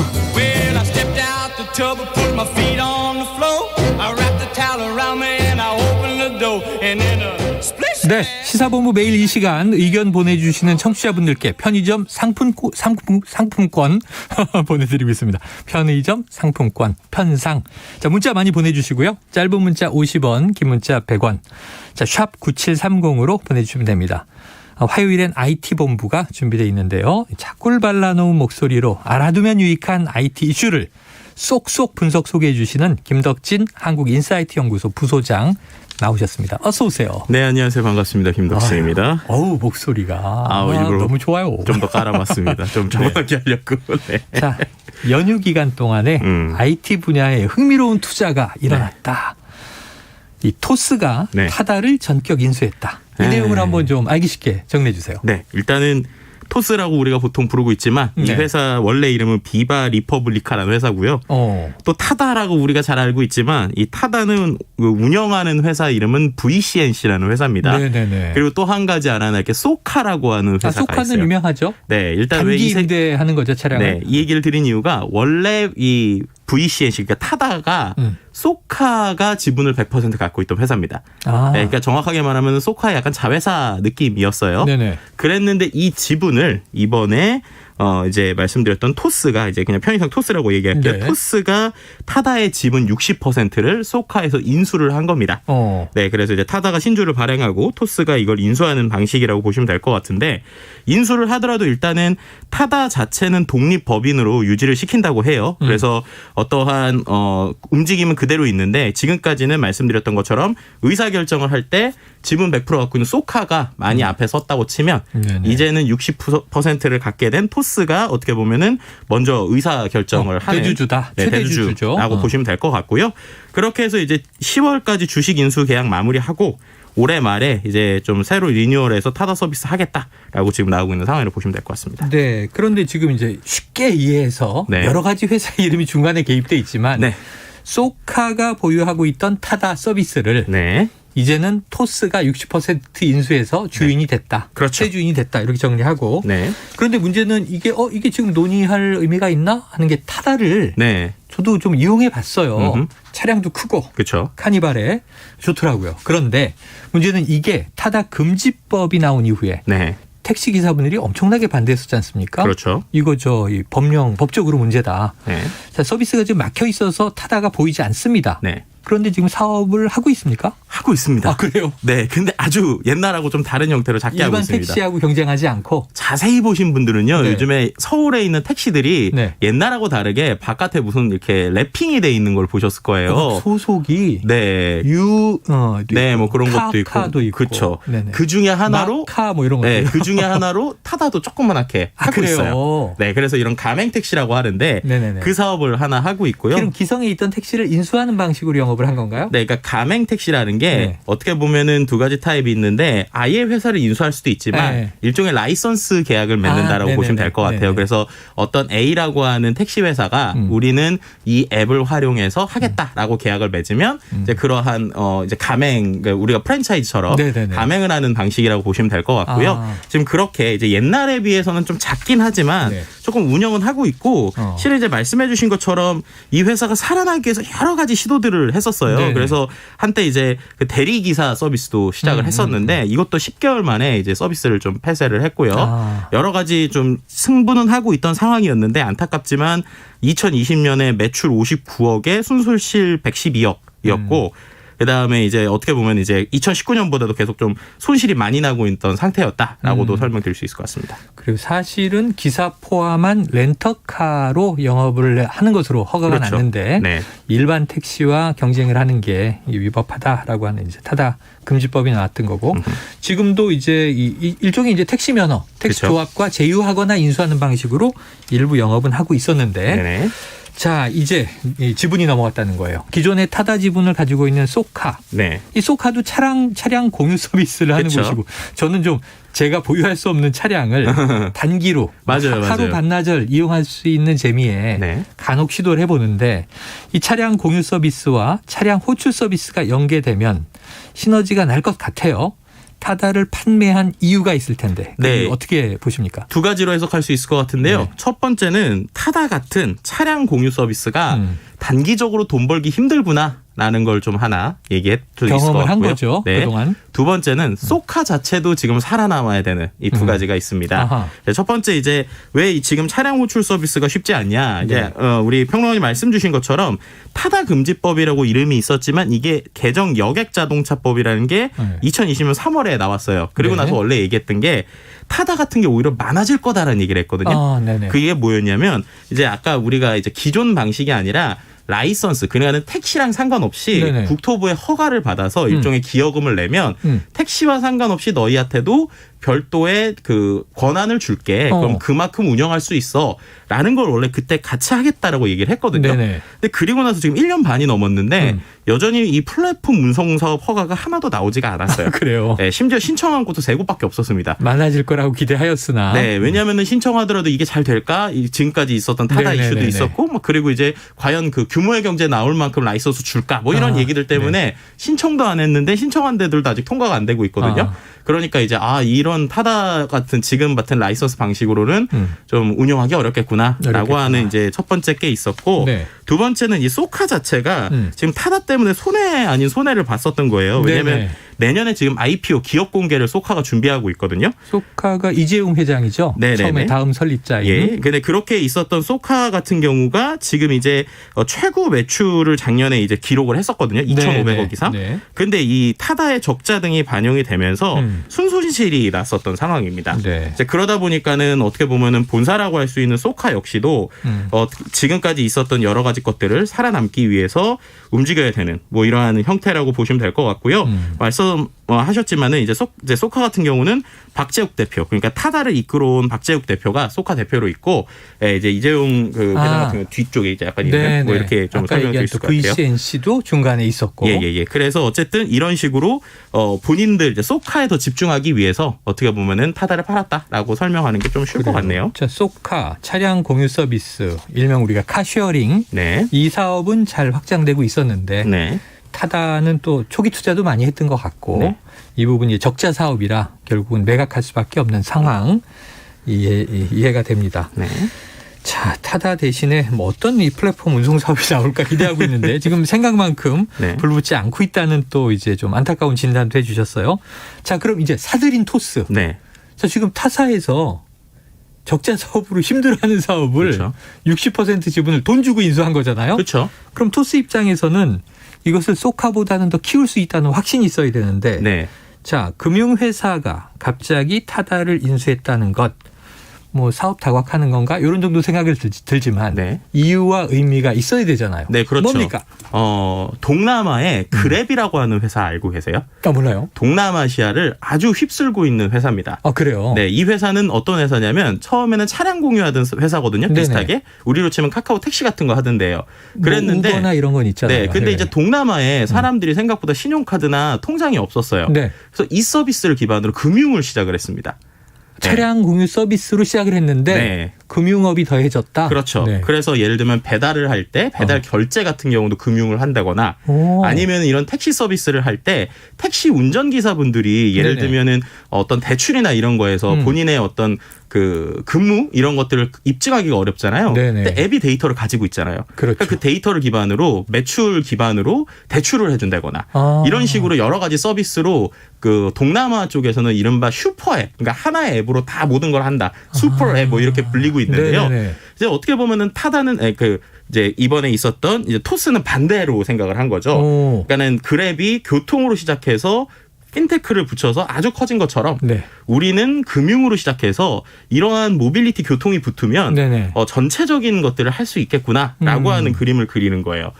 네, 그래서 그 안에서 예를 들면은 사람들의 아까 말씀드렸던 신용도 평가를 할 때 운전기사분들의 신용도 평가를 할 때 쓴다거나 아니면은 이제 택시 결제할 때 그 결제 시스템이 되게 크잖아요. 지금은요. 네. 이 앱이 등장한 이후 택시콜 앱이 등장한 이후에 제가 너무 좋은 게 지갑을 놓고 와도 그렇죠. 휴대폰으로 이건 결제가 이미 신청돼 있으니까 그렇죠. 자동으로 된단 말이에요. 근데 지금 최근에 우리가 택시 앱 하면은 카카오를 생각하잖아요. 그렇죠. 근데 카카오도 아시겠지만 결제가 있단 말이에요. 있습니다. 그럼 카카오 제휴하는 데가 토스 결제를 쓸 리가 없겠죠. 네, 그러니까 토스 입장에선 당연히 우리도 모빌리티나 결제가 붙어야 우리의 시장이 크는구나라는 생각을 한 거예요. 네. 이제 그런 관점에서 어떻게 보면 이렇게 있고 또 이제 소카라고 하는 걸 볼 때 아까 말씀드린 소카가 이제 기업 상장하고 돈이 많이 필요하단 말이에요. 네. 근데 내년에 이제 토스가 토스 은행이 설립이 됩니다. 그래요? 그럼 토스 은행이 설립이 되면 기업 간 대출이 또 필요하잖아요. 카카오뱅크 카뱅처럼. 네. 그러니까 결국에는 이제 본인들에서 내년에 상장하려는 소카 이런 데랑 지분을 좀 같이 갖고 있으면 이제 어떻게 보면 기업 대출이나 이런 데서 용이한 그러니까 본인들이 생각할 때는 금융, 데이터 그리고 여러 가지 향후의 포석까지 생각해 놓은 이런 그림이다라고 생각해 볼 수 있을 것 같습니다. 이게 계속 팽창하면요. 네. 결국 지금 카카오와 네. 토스가 경쟁하는 거 아니에요? 정확하게 보셨어요. 네. 이미 경쟁을 하고 있다라고 저는 생각합니다. 네네. 왜냐하면은 이게 단순히 모빌리티에서 볼 게 아니라 토스의 가장 핵심이 간편 결제나 간편 송금이었어요. 그러니까 네. 아시겠지만 그 토스가 이렇게 큰 이유가 아주 쉽게 그 수수료 없이 송금을 시켰거든요. 맞습니다. 근데 이거를 카카오페이가 생기면서 카카오가 그걸 하고 있는 거예요. 그러니까 어떻게 보면 본인들의 가장 메인 밥줄이라고 할 수 있는 걸 이미 카카오가 카카오뱅크나 카카오페이로 하고 있는 상황이죠. 네. 그러니까 토스 입장에서는 자기들도 카카오처럼 가려면 모빌리티에 손을 안 댈 수가 없는 상황입니다. 그러니까 결국 두 개의 어떠한 큰 그림 중에 어디로 갈 것이냐. 네. 그리고 지금 이런 입장에서 좀 카카오한테서 지금 여론이 안 좋잖아요. 그렇죠. 여러 가지 독점한다는 개념에서. 그러니까 이 독점을 우리가 깨겠다라는 관점에서 접근하는 두 가지 시선을 좀 볼 수 있는 것 같습니다. 그래요. 타다에서 시작했지만 역시 다 큰 그림들이 있었네요. 앞으로 지켜보도록 하죠. 오늘 쏙쏙 이해가 됐습니다. 오늘 말씀 고맙습니다. 네, 감사합니다. 지금까지 김덕진 한국이사이트연구소 부소장과 IT본부 함께했습니다. 자, 오늘 편의점 상품권 받으실 청취자